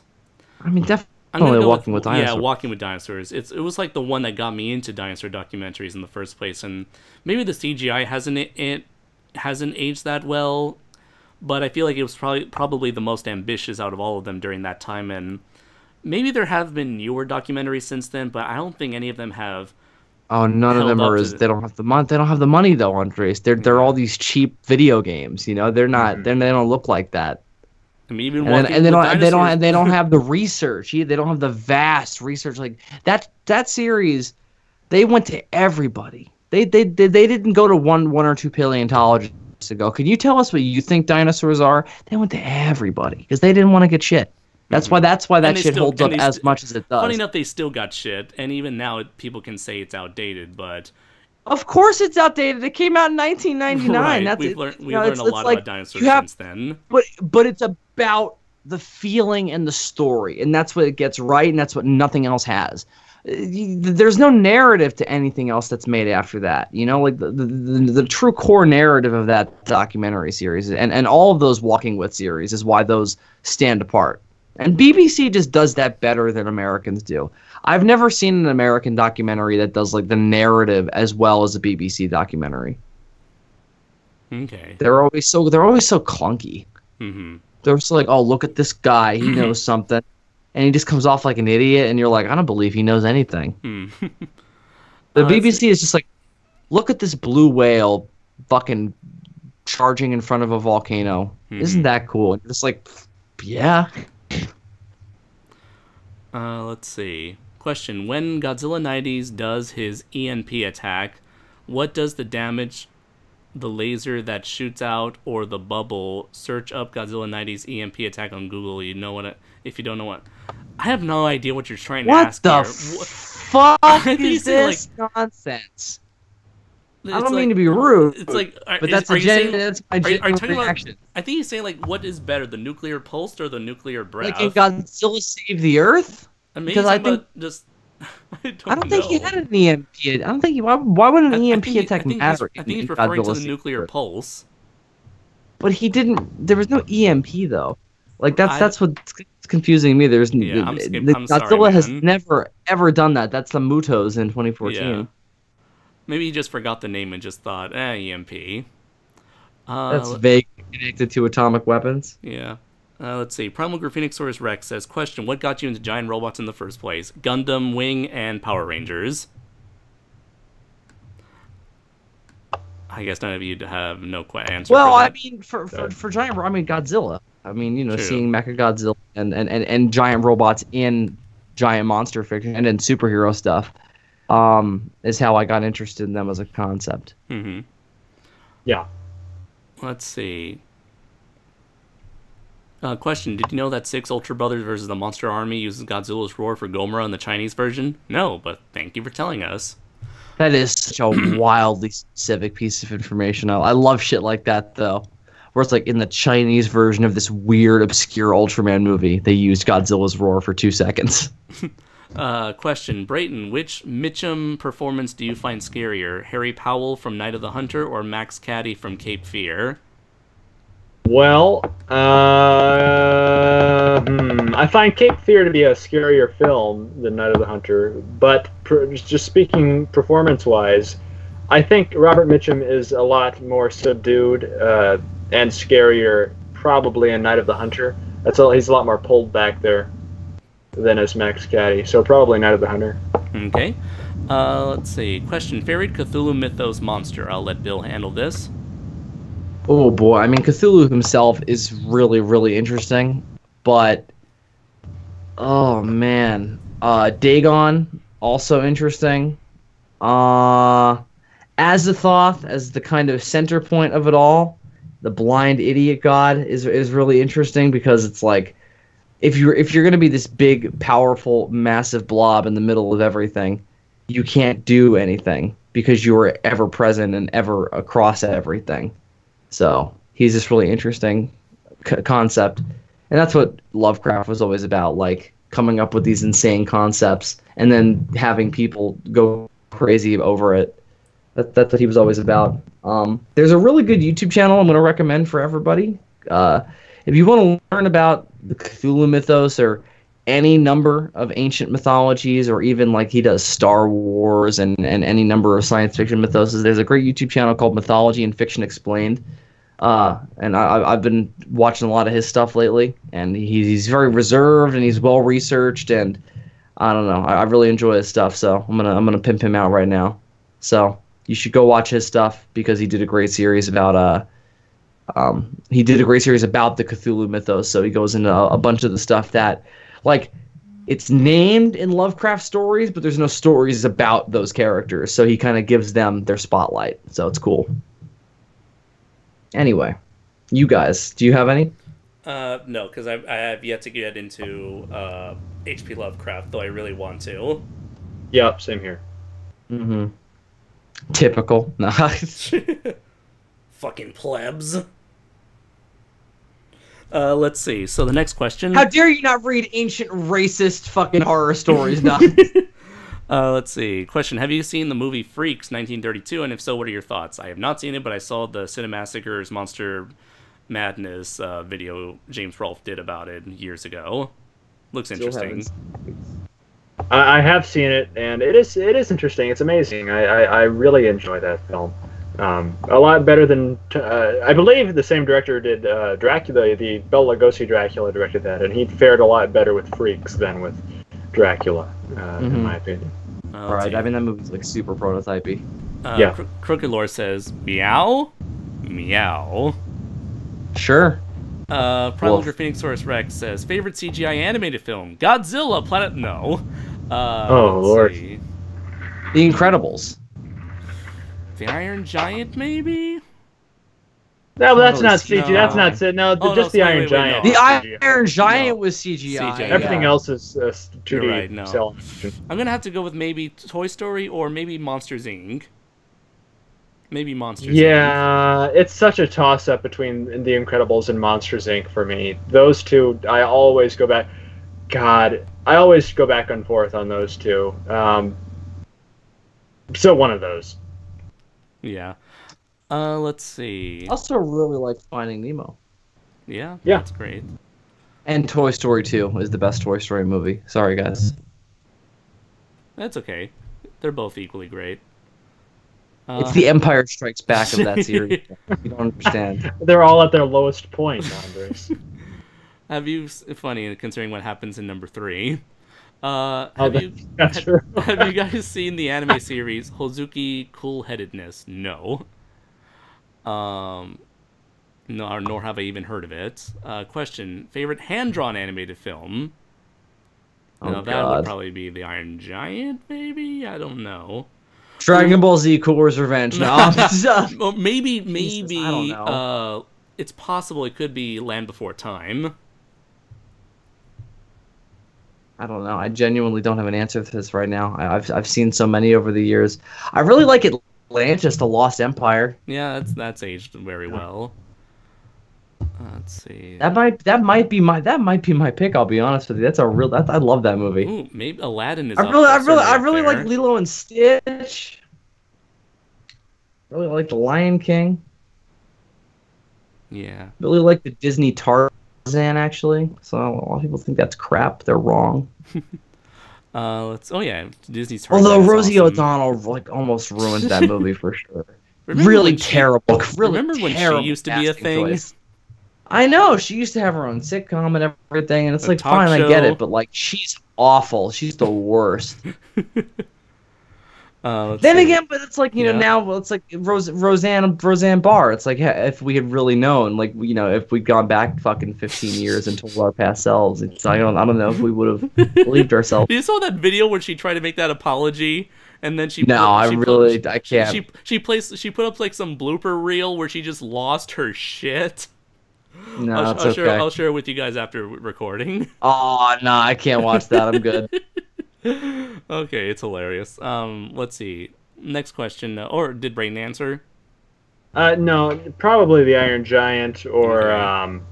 oh, good lord. There's so again. That is another good many. one. It's hard to think about, really. Yeah. Does anyone ever say Bambi for this? Because I don't think they do. No. Because nobody likes that movie, right? Like that. Like everybody watches It's a good it. movie. I'm sure it is, but nobody actively seeks out to watch Bambi. No, I don't think. unless it's like someone's- unless you're a mother going, I have to show my kid a movie. Okay, Bambi. But nobody else is like, oh man, I'm gonna fucking watch Bambi. Bird. Yo, bro, you wanna watch Bambi right now? Oh, bro, Fuck I've been yeah. meaning to watch Bambi all day, son. That's my shit, son. Get some Tostitos up in here and watch fucking Bambi. Hate that. Now, see, I'll watch Bambi versus Godzilla because it's shorter and better. And also on the Godzilla 1985 VHS, so yeah, that always helps. readily accessible. On a VHS from 20 years ago. Fuck you, Andres. It's mounted on my wall. At many used bookstores across the nation, it is readily accessible somewhere in the dark crevices of that store. You'll find it. Meanwhile, It's in a on the glass. Pacific It's in a Islands- glass. It's in a glass case in my room with a little hammer next to it, break in case of emergency. Let's see. Question. Brayton, please answer this question for this weird blonde guy turning on a light bulb. Why do you dislike Vertigo? Well, I don't know if I dislike Vertigo. I just don't like it as much as everybody else does. I think it's far from Hitchcock's best film. I don't love it How because dare I just you not find share the popular opinion, Brayton? I know. I'm sorry. I don't know. Brayden, don't you know this is the internet? That's not allowed. I understand. I just find it I find it confusing and for me anyway, underwhelming and kind of empty, in my opinion. That's just me. I'm sorry, but I'm not. That's not my favorite Jimmy Stewart Hitchcock movie by far. That's like maybe third or fourth in the list for that. I don't know. I'm just not crazy about it. That's all. I don't dislike it. I'm just not in love with it.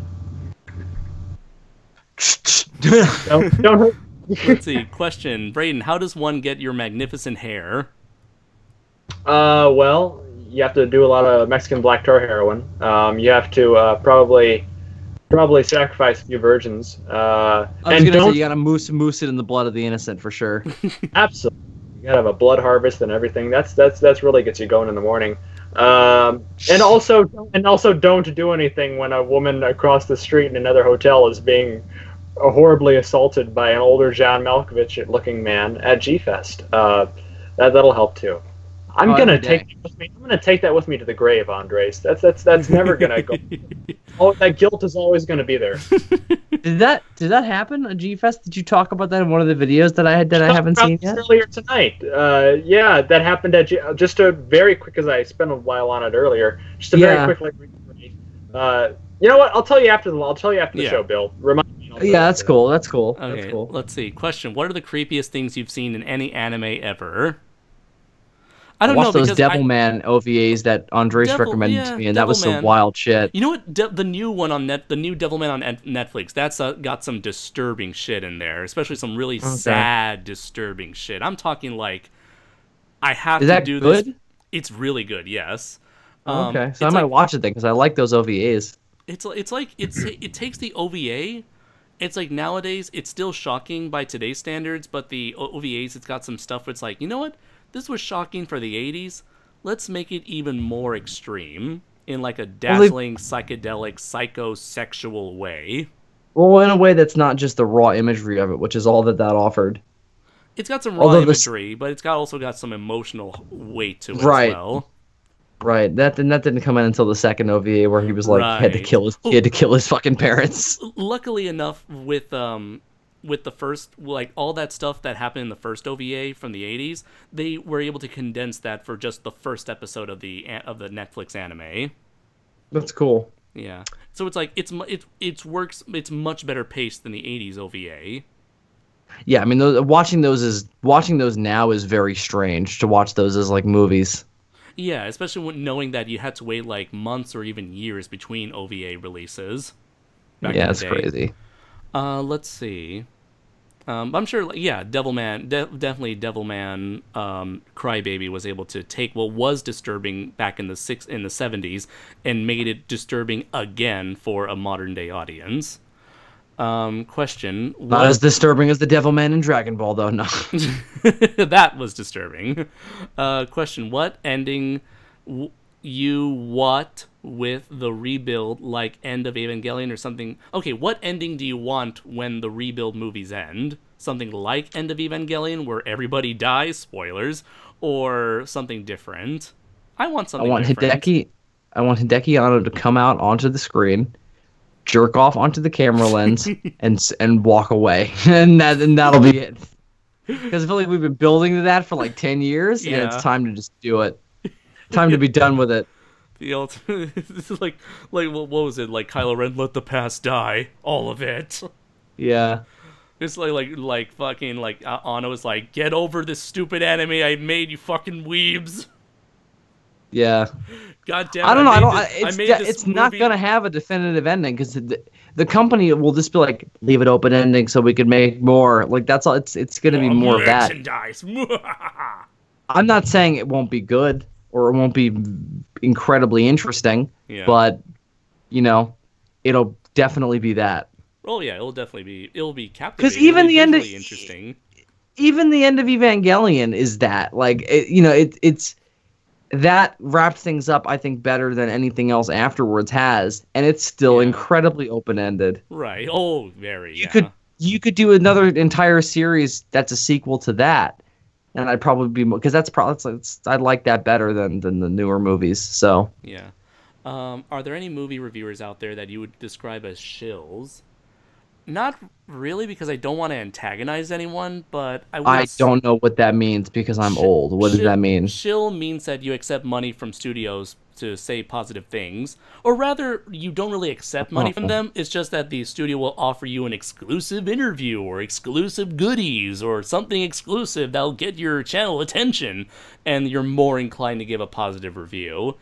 And, I don't know. I just don't watch those reviews. Yeah, I don't know. I follow Jeremy Johns. I follow Chris Stuckman. Sometimes I would watch Screen Junkies. And, barely once in a blue moon I would see Schmoes Know. That's about it. Oh, I do always really Spill, obvious, Spill.com. though. Spill.com is... not Spill. Fucking Double Toasted. Those are the guys I always watch.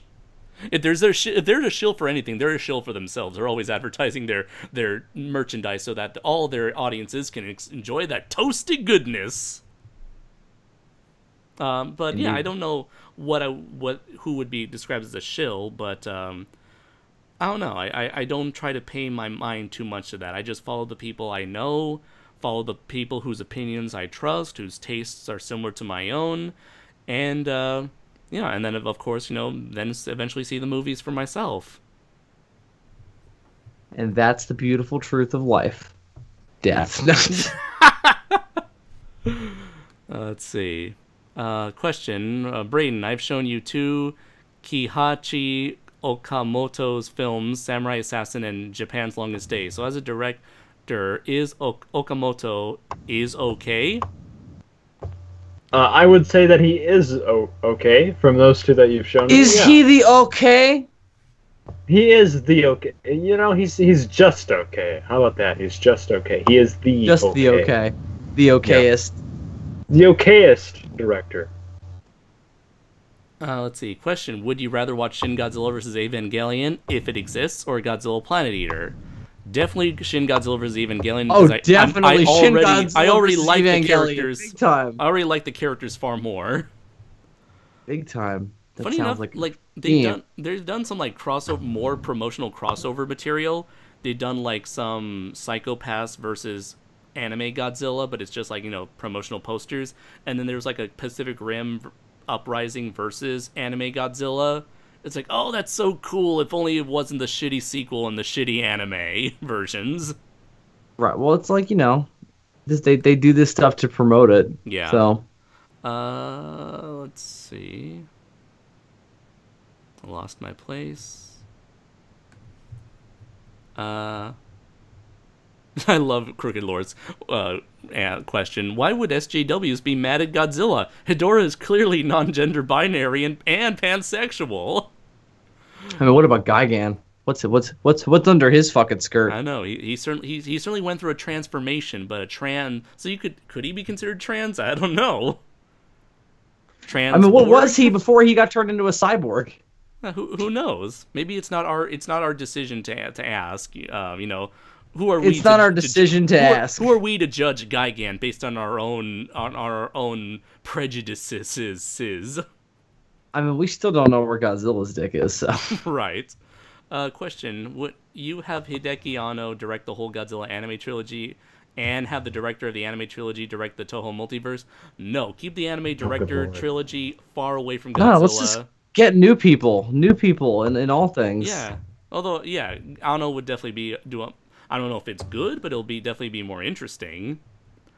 Yeah, and I would have liked to have seen him do anime Godzilla, but just definitely new people for the new stuff. Yeah. Brew Makian Production says, question: whatever happened to Gamera? What's a Gamera, Bill? I don't know anymore, Andres. I don't know what I am. He's one of those tokuwatsu things, Andres. Right on. And those are two in jokes from like 8 years ago or so. Oh, Brayton, look at you taking out your knife and stabbing me like Talia al Ghul in Dark Knight Rises. Sorry. I'm doing exactly like that face that Christian Bale made,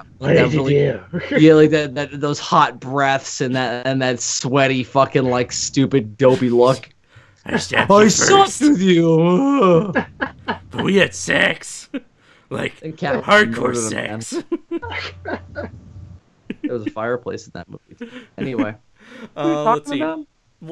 For whatever happened to Gamera, people stopped giving a shit. That's what happened. I don't even think it's sad. I just think that the people who own him are like afraid to put money into him. Yeah, I think that they think that people are less interested in him than in reality they are. If they make a Gamera movie, it'll probably do fine. I mean, it's not going to do as well as the Godzilla movies of late have, for sure. I mean, I'm not talking like a Hollywood Gamera. I'm talking like a Japanese Gamera. Yeah. Hollywood Gamera would be a very different bag of beans. That would be difficult to justify.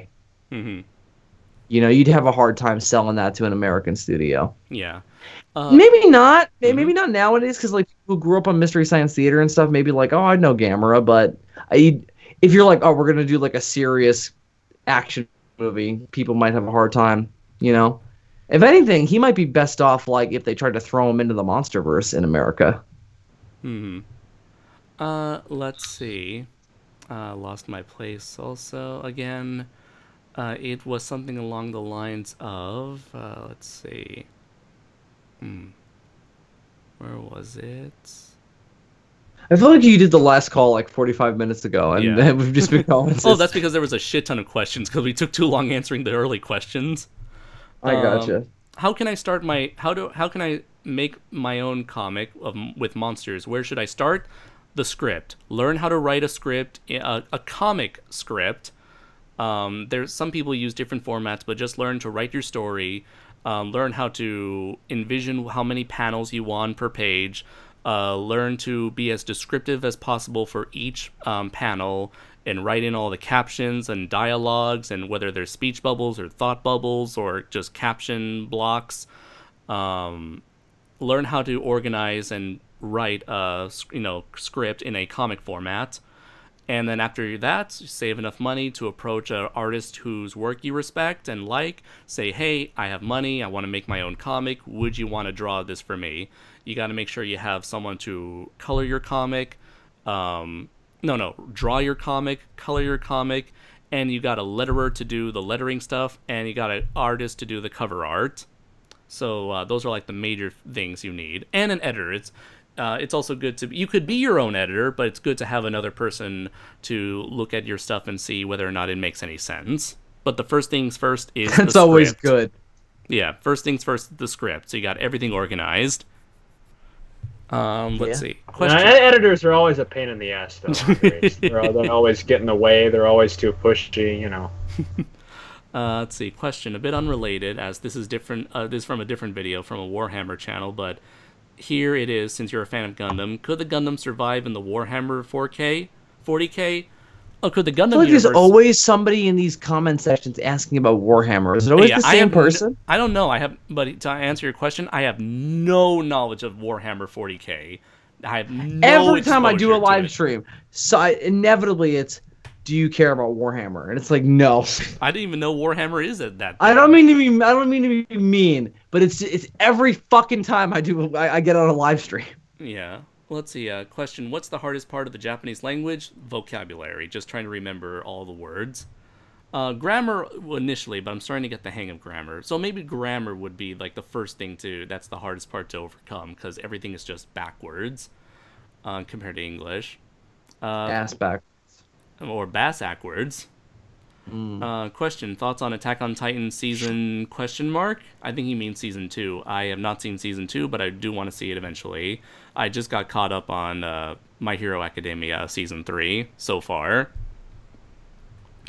Question, Brayton, do you like centaurs? Says Zinshoma.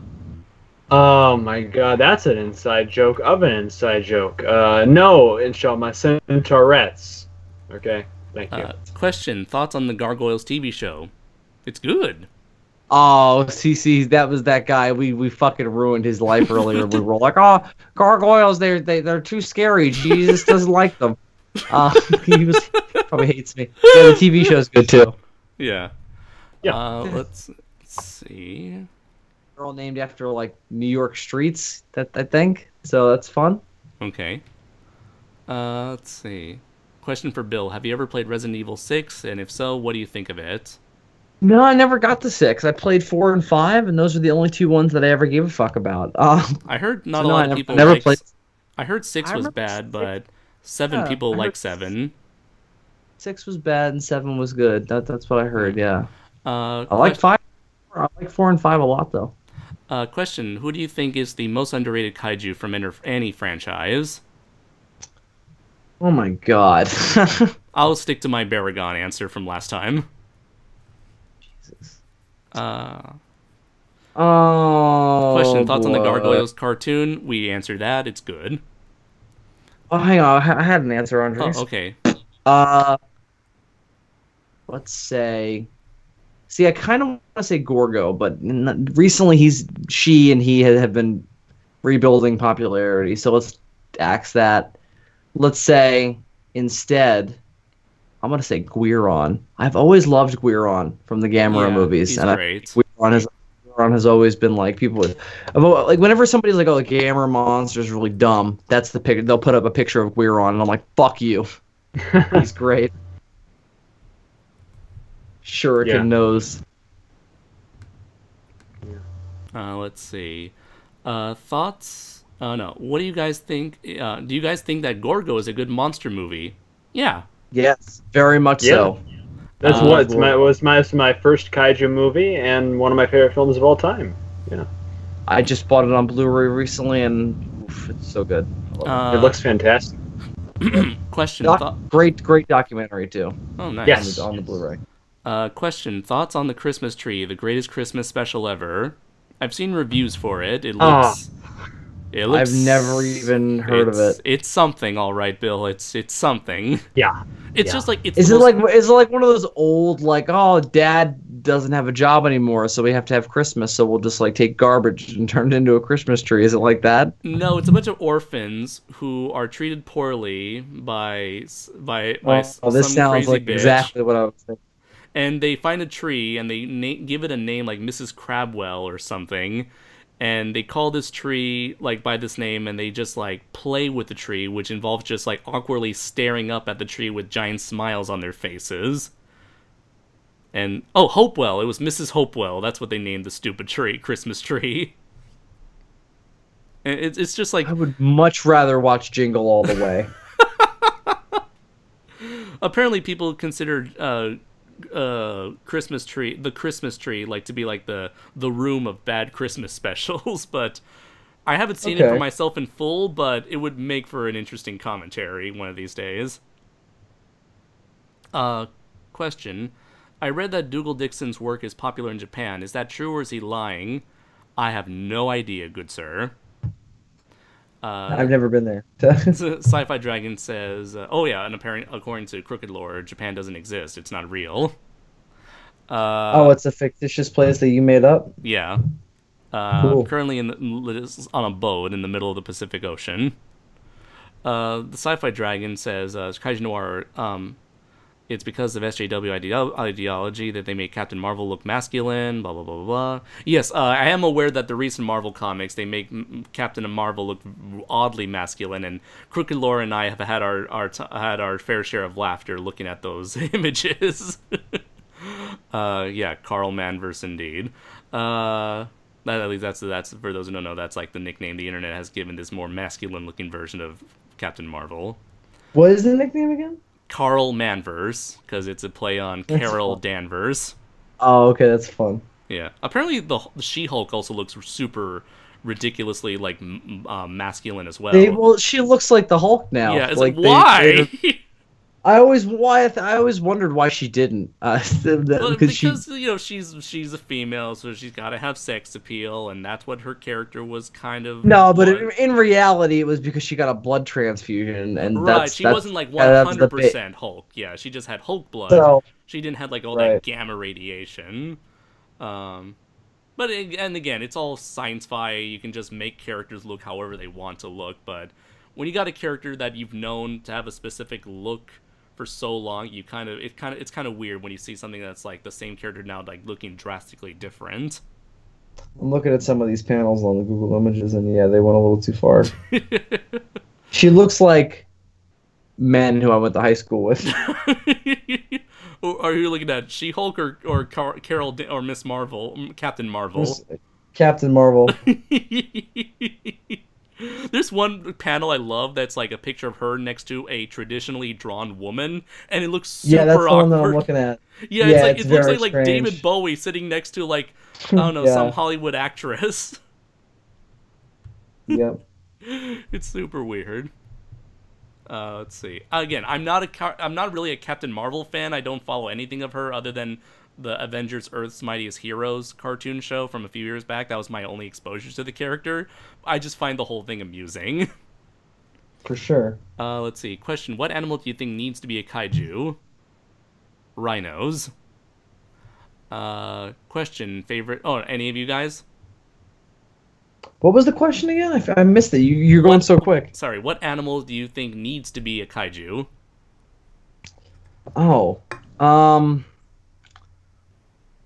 Fucking Wolverines. Oh yeah, they're vicious. Or Tasmanian devils. I want to see a modern. Devils. I want to see a modern day killer whale kaiju. I know that there was one in Ultraman back in the day, but I want to see like a CGI one. Okay, there was one like made for Colossal Kaiju Combat. When that used to be a thing. That wasn't a movie, was it? No, it wasn't. It was a failure of a game whose creator refuses to let people outside of Discord know that the whole thing's fucking canceled. All right, and you, Brayton? That was a strange occurrence there. Yes, it was. Andres. I'm not bitter. Give me a really cool saber-toothed tiger kaiju. I'd like to see that. That'd be neat. Favorite metal song?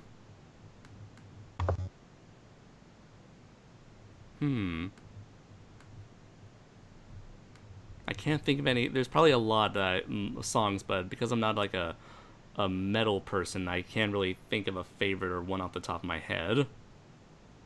Any of you guys? I'm not a metal fan. I can't say. I like metal, but I'm not a fan. I mean, I like Ozzy and all the other '90s classic metal bands, but I was never like, I never went to shows. Yeah. You can still buy Colossal Kaiju Combat on Steam. That is fucked up. You can. By the way, that's the alpha build of the demo. By the way, the alpha, not the beta, the alpha that's been there since 2014, I think, or 15. Wow. Favorite JonTron episode? I think the plug and play episode might be my favorite. Yeah, it's probably mine as well. It's been a long time. That and the Star Wars episodes are really good. Yeah. Let's see. Would you guys like to see Jeffrey Dean Morgan as a human villain in a Godzilla movie? Who did he play? I guess. He was Thomas Wayne in Batman v Superman, and then he was in Rampage. Okay. He was the government agent. He was Negan. Yeah. Yeah. Okay. Yeah, I'd love to see him in a Godzilla movie. Sure, but I feel like, him just being in Rampage, it's gonna be like, well, I wonder why he was cast in this. Yeah. He was good in Rampage. Sure, why not? I don't know. Let's see. Anybody remember the movie Robot Jocks? I remember it existed. I didn't see it. I never watched it. I feel like the premise and the special effect, I just wish that they had a better story for all those amazing special effects. Doesn't Nshama want to remake that with Patrick? Didn't he mention that to us, Andres? I don't know. Maybe I wasn't there. So. No, you were there. I think this was last week. I think you mentioned it. And you were there. And you were there. You were there. I remember you. No, Bill wasn't there. Bill wasn't there. No. Bill was on his own home planet. Is where he was. Let's see. Question on the Gridman anime. What is the question on the grid? It just says question on the Gridman anime. I question the mere existence of this Gridman anime. Many questions. The plane of existence is it on? What Godzilla movie you use? Sorry, go ahead. I was making a bad joke. Please continue. What Godzilla movie you used to like but now hate? Maybe Megaguirus, because it's like, at first I thought it was like, oh hey, look, it's another movie with the Godzilla 2000 design, neat. And then I was like, oh wait, no, it's crap. I liked 98 better when I was a kid. That's for sure. I like Godzilla versus King Ghidorah, the 90s one, when I was a kid more as well. Watched that recently and I was like, this one's not as good as I remember it. It's still good. Well, I don't hate any of the Godzilla films except for Shin. Like I don't have that much of a passion of like pure unadulterated hatred for any of the other films, and I haven't really gone through a transition where like I liked it and then I came around to hate it with anything. Like I think I've pretty much stayed steadfast with a lot of my thoughts in that way. So I can't really say either. Mm-hmm. I don't know. Let's see. Question: what would you guys want the new Toho multiverse to be? Silly like the Showa era, or more like how the Millennium was a mix between Showa and Heisei? Definitely a nice mix of both, please. That'd be nice. Like the original Showa series was, like grounded and silly. Right. Brayton? Yeah. You know what? I have no interest in the Toho verse, but. Just let them do whatever they want. Let them do whatever they want. I don't care. Just do their business and get it out of their systems. Yeah. What do you think of Neil Blomkamp as a director and his movies? I've only seen 2 of them. I liked one. I didn't like the other. And I was excited about his 3rd one, but I never saw it, and I heard it wasn't that good. So I feel like Neil Blomkamp he seemed to have had like a lot of potential, but then it looks like he's turning out to be like a one-note pack? The name sounds familiar. What did you do? District 9, Elysium, and Chappie. Oh, okay. I've only seen District 9, So I'm going on that alone and the good vibes of that. So, I liked that movie a lot when it came out, but I haven't seen the other stuff, so I don't know. But that sounds exciting, I mean, the last RoboCop movie was kind of nothing. It didn't really have to be RoboCop, so. He made that? The idea. What? No, he didn't do that. I'm just saying that they tried to do RoboCop again, and it wasn't really much of anything, and nobody really cared. But if they try to do it like a kind of sequel, they might get some juice on it, Because people love that fucking original movie. So even now, it still gets discussed. So as long as they do a nice R-rated, kind of dread style RoboCop, I think they'll probably make money. I don't think they have to worry. Let's see. Worst alien species in your opinion? The alien species from Signs. The cockroaches from Godzilla vs. Gigan were kind of shit, weren't they? Yeah. I throw the Keylocks in there as well. Oh, yeah. I was thinking that Really too because they're just rocks. fashion.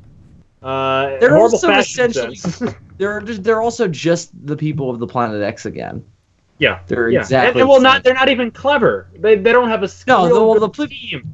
The people of the Planet X were great. They're amazing. No, these guys are just space feminists from the year 3000 that come down to say, "Oh, we're gonna control you now, okay?" And then everything just falls apart for them, and they're just stupid.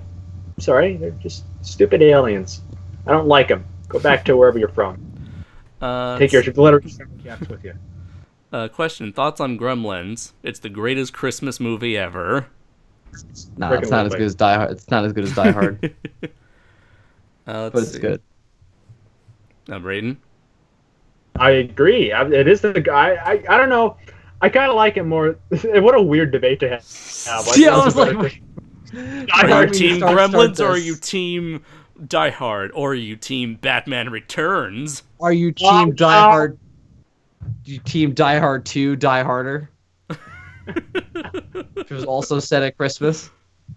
Fucking tough question. I don't know. I love Gremlins. Absolutely. Question: do you think Ultraman? I don't think the second one was set at Christmas. I think that one was just it was set No, it was in a just in a movie studio or whatever, Yeah, it was or in a just an building. office building. Yeah. Yeah. Question: do you think Ultraman is like Japan's Doctor Who? In that it's a show This is that's a constantly changing. TV icon, sure. Yeah, sure, as a TV icon. Otherwise, it's like that's gone on forever. Yeah, sure. I mean, conceptually, they're Different. a man murders monsters on a regular basis. So yeah, Then again, the A- Doctor a- has a killed a lot violent- of people. a violent sociopath takes out his problems on the universe. Yes, they're exactly the same. Let's see. Question: do you feel the Godzilla anime film should have been 2D? Sure, but it wouldn't have fixed all the major issues. No, I mean, No. conceptually, those are flawed from the get-go, but that definitely would have made them more fun to look at. Question: can Godzilla anime still work after the disaster known as the Godzilla anime trilogy? Yeah, Godzilla anime can still work. Just gotta have the right Yeah. people behind it. And a good story. And good characters. I'd still like to see one like what we imagined this was going to be when it was first announced. Yeah. Question: thoughts on The Birds by Alfred Hitchcock? Tis good. I still haven't seen it. I really want to.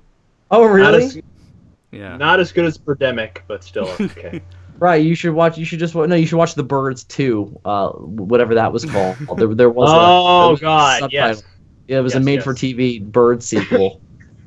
And it had one Yeah. of the original cast members in it, but they didn't play the character they played, so it was like kind of a reboot. It was weird.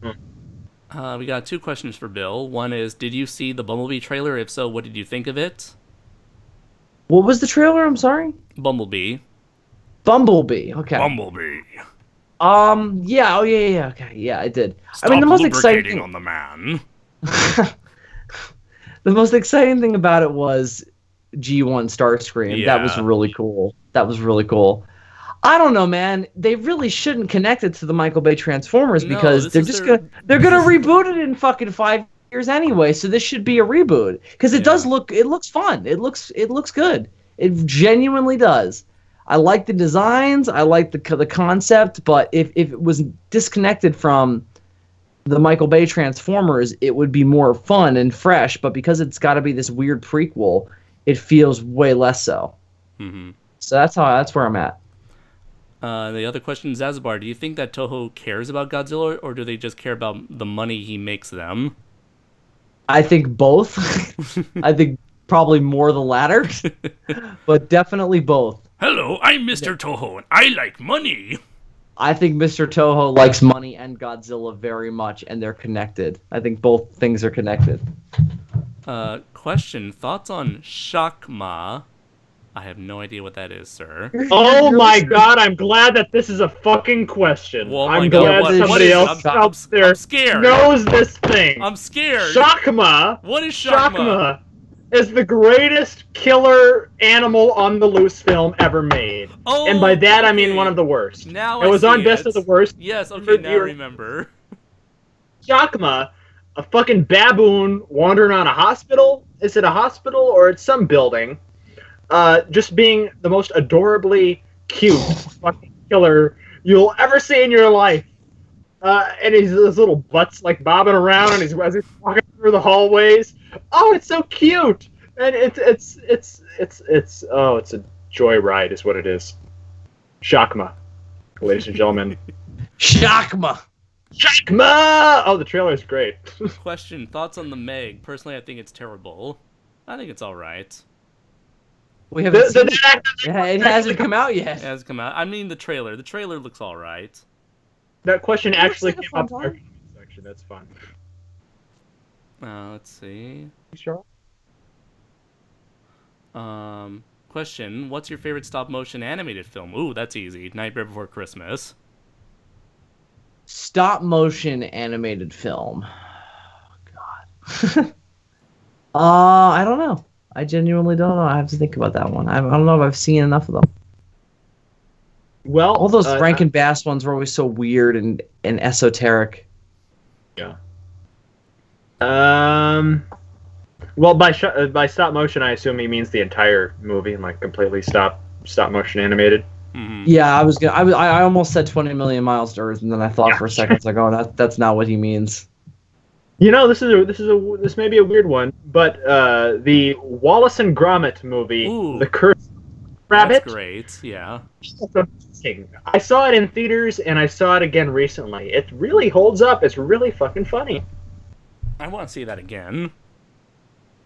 Yeah.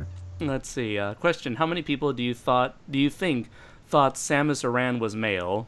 All of them. Although, personally, I thought she was a robot in Smash Brothers when I first Yeah, that's what I thought, too. Let's see. Answer to Andres. I have seen Dynamic Super Robot Battle, and it was amazing. Great for you, man. Glad you saw it. Question, would you guys like to see Kaiser Ghidorah appear in Godzilla Star Eater? Sure, whatever. I mean, at least Ghidorah... I don't think it really matters Yeah, at it this doesn't point. really matter. I have a feeling that Ghidorah, judging by the teaser poster, excuse me, it's just going to be like the Phoenix Force. It's just probably going to be just some big cloud of fire and lightning, maybe. Let's see. Given how this trilogy wants to change things for the sake of being different. Let's see. Question. Biggest question in the universe. Why do you hate Shin Godzilla? I need to know this for the Shin Gorgo movie. What? Brayton? No! Oh, you're gonna ruin another fucking relic of my childhood now? Is that what you're thinking here? Why do I hate it? Okay, how much time do we have? Let me make this as quick as possible. Again, reiterating, first time in my life I've ever been embarrassed to be a Godzilla fan was in the theater watching that piece of crap. It was like, it felt internally, it tore me up inside. It was like a public humiliation, like having your pants pulled down in front of the class when everyone else in the theater around you is laughing at the movie. It just makes you feel small inside. That mixed with the fact that I found it to be utterly boring, utterly soulless, no characters. Everything that Americans think that the human stories are in these movies is the human story in that movie, where it's just faceless suits sitting around talking about stopping Godzilla. Nothing about it was interesting to me. I just felt that it was a very soulless experience, and I'll leave it at that. But please never do that to Gorgo. Otherwise, what else is there to live for? If you take that from me, then I have nothing. I'm truly a sad, empty man. Comment. Thank you very much, man. Thank you for bringing the mood. Let's see. Question to make things more sentimental. Do you think Jon Stewart's final line? I think he meant to. Yeah, I think he meant to say James Stewart's final lines in Fievel Goes West kind of beautiful in hindsight, since it was his last role. I do think so. I did look while Brayton was talking. I looked up his final line in the movie of his final role, and the quote was this: "Just remember, Fievel, one man's sunset is another man's dawn. I don't know what's out there beyond those hills, but if you ride yonder, head up, eyes steady, heart open, I think one day you'll find that you're the hero you've been looking for." That was I feel like it was a very wonderful send-off for the actor. I bet you the screenwriter killed him just so that way he could have that make sense. Oh, shit. Didn't say that in a Jon Stewart impression. That could have ended awkward. Just remember, Fievel, one man's sunset is another man's dawn. Let's see. Next one. Favorite gay relationship in fiction?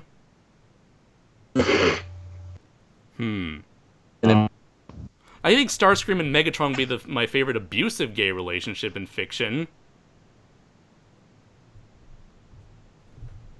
I don't know. I've seen it. One.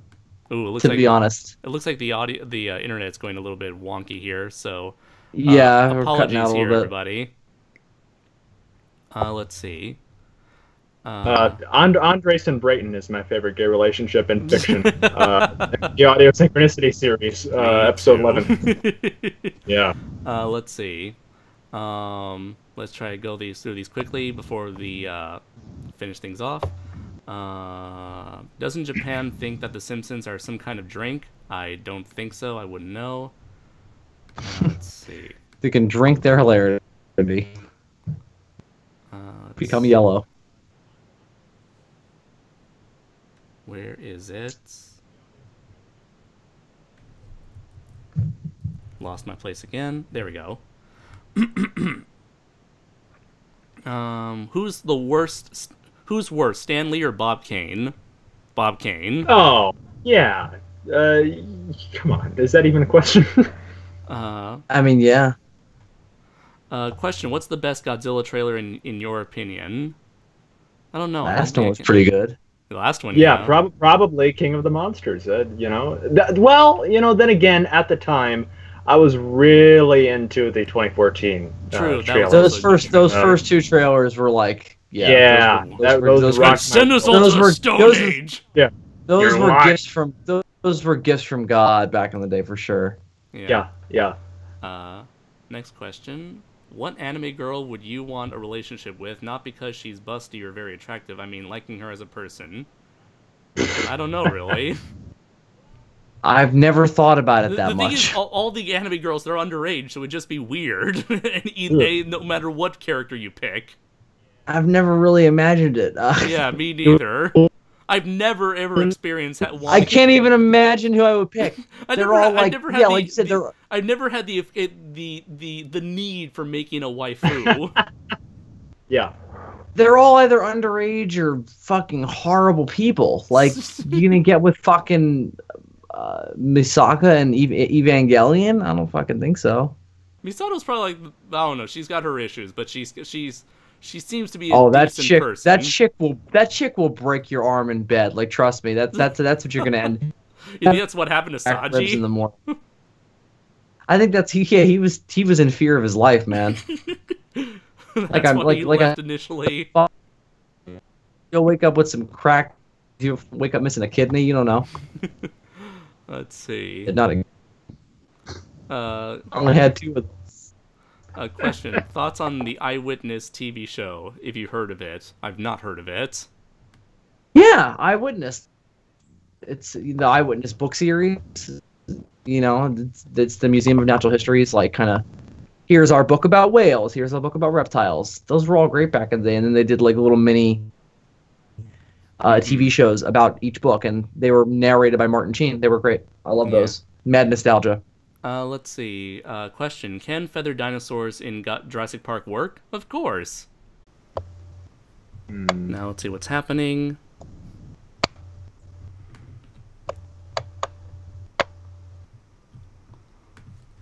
Let us know if you can hear us. Hello. Hello, darkness, my old Is friend. anybody in there? Let's see. So it looks like our stream status is good. Let's see. I'm gonna have to refresh the page. Let's see. So it looks like we may be back online. We have 5. We dropped down. No. Okay, so it looks like Cody can hear you Bradshaw. now. Okay, all of the people are listening to us. Okay, thank you very much, everybody. Sorry for the technical difficulties. What this is probably like the second time this has happened where my internet cut out midstream. But luckily, thanks to this new system we have set up with OBS, we're able to get back on instead of having to create another live stream like we used to do with Google Hangout. So yeah, we're back on where it's the same video. We don't need to make another video. But yeah, it looks like we are back on track here. Let's see. No, just turn down the volume for the voice video. Let's see. Going back, where were we? We were so close to the finish line. Going back. Okay. Does G-Fest always take place so close to San Diego Comic-Con? I guess just because that's a good time. I guess JD Lease really thinks that's a good time for a convention. I mean, a lot of conventions are usually around July. If you remember one day, I think it was like Comic-Con, I think it was like 2015, Comic-Con and G-Fest were on the exact same day. So, yeah, that must have been like hell for people to choose between one or the other. Me, that was an easy one because I always chose G-Fest just to see you guys. Let's see, Primal Graphenosaurus Rex. My favorite man after man. Man is the genetic food creature that becomes its very existence and is question of itself. What? Anyways, question: will Crooked Lore ever be a guest in Audio Synchronicity? Yes, he will. Yes, he will if he ever wants to be. Just right now, we've been trying to bring on our closest friends that we've known for a while, and luckily we were able to get Bill and Dylan, And closest enemies. Yes, always. Question: did you see the After Man documentary yet? No, I have not, good sir. Question: That's not The Future is Wild. No, yeah. Which Ghidorah are you more interested? Planet Eater or King of the Monsters? King of the Monsters, for sure. Yeah. Question: what's your favorite cartoon? Favorite cartoon? I would go with Cory. The real Ghostbusters. I would go with Cory in the House, but obviously he's an anime, so that doesn't count. You don't want to pick an anime. That's gonna piss off the Americans. Yeah. Let's. You don't want to get those white boys salty. Yeah. I keep saying this over and over again, but I'm gonna go with Symbionic Titan. It's Genndy Tartakovsky. He's doing robots and mechs. How can you go wrong? Yeah. Although Megas XLR is another good one, very close one. Let's see. I guess back when we were talking about, when I asked why people were so upset over the single image of She-Ra, Primal Graphenosaurus Rex says, She-Ra has no breasts, and that's why people are angry about it. It's Ghostbusters all over again. Yeah, I do see that. I look at the image again, and yeah, she looks very flat-chested. She almost looks like a very flat-chested, boyish, has like a boyish appearance, like very tomboyish, while at the same time, it's like a mixture of, like, she's got like sort of an androgyny thing going on there. But I've never been a She-Ra fan, so that really didn't bother me at all. So it's like, I don't really care about the character either way, so it's like, I was just an outsider looking in. That's why I was like, why are people upset about this? I mean, I didn't know there were that many people who were fans of She-Ra, but oh well. Let's see. And we addressed the don't watch it as a weak argument. We did talked about that. Sci-Fi Dragon says people are complaining about She-Ra because it's yet another SJW version of an older cartoon and people are sick of that shit. I don't know if, like, just because She-Ra looks slightly more masculine that it's suddenly SJW, but I don't see the connection that other people are making, but I don't know. Who knows? What do I know? This cartoon's also not going to kill anybody if it does that. It's not going to come out of the screen and stab them. Or I'm just very surprised that there are that many She-Ra fans to begin with, considering that it was just kind of like just He-Man, but for a female audience. But they need to stop making every fucking cartoon look the same. That's what they need to stop doing, because every animation style and every design looks identical. I did notice that like a lot of people made this comparison that the new She-Ra has sort of this like Tumblr art style. And I do agree, yeah, a lot of people... It all looks like that. Every cartoon now looks like it was drawn on Tumblr. Yeah, everybody... Oh, yeah, all the, like, the Tumblr art style is kind of like... Everybody's kind of like this very slim down, skinny... Like, flowy, like, cutesy, big eyes, big lines, and it's like, that's fine for 1 or 2 shows. But everything looks like that now, and it feels like a desperate attempt to just get those people in. Yeah. Let's see... And yeah, I was thinking that too, Primal Graffenixorus Rex. Maybe she's like a preteen. Maybe she that's what I thought as well. She looked like she's like 12 or 12 or 13 or 14. She's 45. She's got 3 kids, a mortgage. Let's see. Question: why do you like Char's counterattack? Because it's a good cap off. It's a good cap off for Amuro and Char's journey. And it's like feels like a great payoff to the classic trilogy of Gundam shows, that being the OG Zeta and Double Zeta. Let's see. Sci-Fi Dragon says, I think it's the fact these guys haven't followed this stuff that they're soft on it. Yeah, you're right, Sci-Fi Dragon. You know, I'm not a She-Ra fan, so it's like I have no investment in any of this. Thoughts on the new Neil Breen film? Ooh, that it was I saw that trailer. I'm so excited, and I just can't hide it. Well, Neil Breen may be the greatest bad director of our generation. Yeah, I mean, Tommy Wiseau made The Room, but he just made one movie. Neil Breen, he's been going several movies. Yeah, one after another, and each one is just more astounding, more astonishing than the last. It's great. I love it. Have you seen the trailer, Bill, for the new Neil? Do you know who Neil Breen is? I've heard his name before. I have not seen the trailer for the new film though. Okay, maybe we should. Okay, I would do a live reaction, but we've been going on for too long. But so we'll do this afterwards. Let's see. But yeah, I'm excited about it. Zazabar says, Zazabar, check out The Babadook. It's an Australian horror movie. I've heard of The Babadook. It's on Netflix. I have no idea what it's about. Let's see. Wild name. Let's see. Sci-Fi Dragon says, apparently she is going to be a kid, but you can still make her look like a girl and not a boy or androgynous. Andres, did you hear about the Indiegogo campaign for Mr. Enter's proposed cartoon? If so, what's your take on it? We talked about it earlier in the live stream, so once this is over, you can look back and check it out, Sci-Fi Dragon. Let's see. And that's the end for the questions. Just gonna look down at the comments. Monster Plan was successful in Japan. Not really, Jose, and neither was City on the Edge of Battle. Jordan says the T-Rex in Walking with Dinosaurs hasn't aged well. Let's see. Primal Graffenixorus Rex says, I love the Elder Things since they're the most alien species I can think of. Jose says, did you know the suit actor for Hedorah played Godzilla in the Heisei era? Yes, in fact, Brayton met him in person. I met him. He played with my polka dot tie. He was so nice. It was awesome. Question. Oh, nope. No more questions. Sorry, Macronius. Let's see.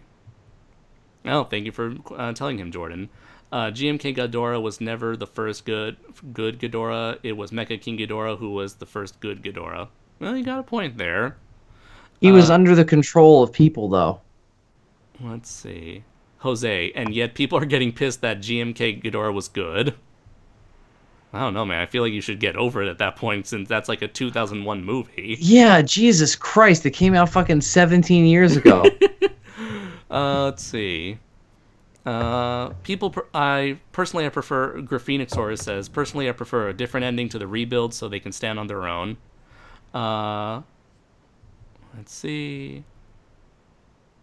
Look up Goji Fan 93 Kaiju discussion Gigan, and you'll see what Gigan looked like originally. Okay. Let's see. Sean Barry says, Gamera may be obscure now, but the Heisei series is still legendary in my eyes, as do mine, Sean. Let's see. And Primal Graphenicosaurus, when I answered his how to make a comic book question, he said, thanks for the advice. Let's see. Sean, sorry we can't answer that question. Let's see. I actually meant Attack on Titan 3, but that's okay. Let's see. Andres, can you please say Zilla ate shit in Final Wars in Japanese, please? Or just say Gigan is cool if that's too difficult. Let's see. Gigan wa sugoi desu. There we go. Gigan is cool. Oh no. Gigan wa sugoi desu yo. That's more with an exclamation mark. Primal Graphenicosaurus Rex says, well, that was the Captain Marvel movie version. Will also look like a man. What's her name? Brie Olsen? That's the one who's playing Captain Marvel? Larson. Brie Larson, yeah. We've seen the set photos. Her hair is pretty normal looking. It looks like how Captain Marvel's hair looked when she first took over. Right. She doesn't have like the weird mohawk. Nor the, and she doesn't have the weird mask either. Oh, don't put the mask on her, please. Just have her have the regular open face. She's gonna look so weird otherwise with the mask on. Let's see. Hey, Andres, I hate to do this, man, but it's like it's almost 2 o'clock in the morning out here, and I've been up since like 7:30 this morning. Okay. I think I'm gonna have to dip a little early, man. I'm sort of winking out over here. It's all right. So, it's okay. We're actually finished with a comment, so let's just finish things right here and now. So, okay. Let's see. Oh, Cody Bratch says, well, I may not have gotten to ask any questions, but I gotta admit this is worth sticking around for despite how late I came in. Thanks a lot, Cody. So that is it for episode 11 of Audio Synchronicity. Thank you very much, everybody, for showing up, for commenting, and for listening to us babble about for hours on end. I have been Andres Perez, a.k.a. Kaiju Noir. I'm Brayton Connor. And I was Zazubar, a.k.a. Bill Worster, for both of them. And once again, everybody, if you want to help support my friend Garayan and I's first comic that recently got published, you can check out the link in the description below. It is Nagoraiar, Kingdom of the Monsters. Be sure to have Google Translate on standby to translate when you need to register to make an account on the website first before spending your $35 on this kick-ass giant monster comic book. Please support us. If you feel so. And once again, thank you very much for everybody for sticking around, and we'll hopefully see you all in the future. So until next time, everybody, take care, and remember to put Gigan in there. Good God.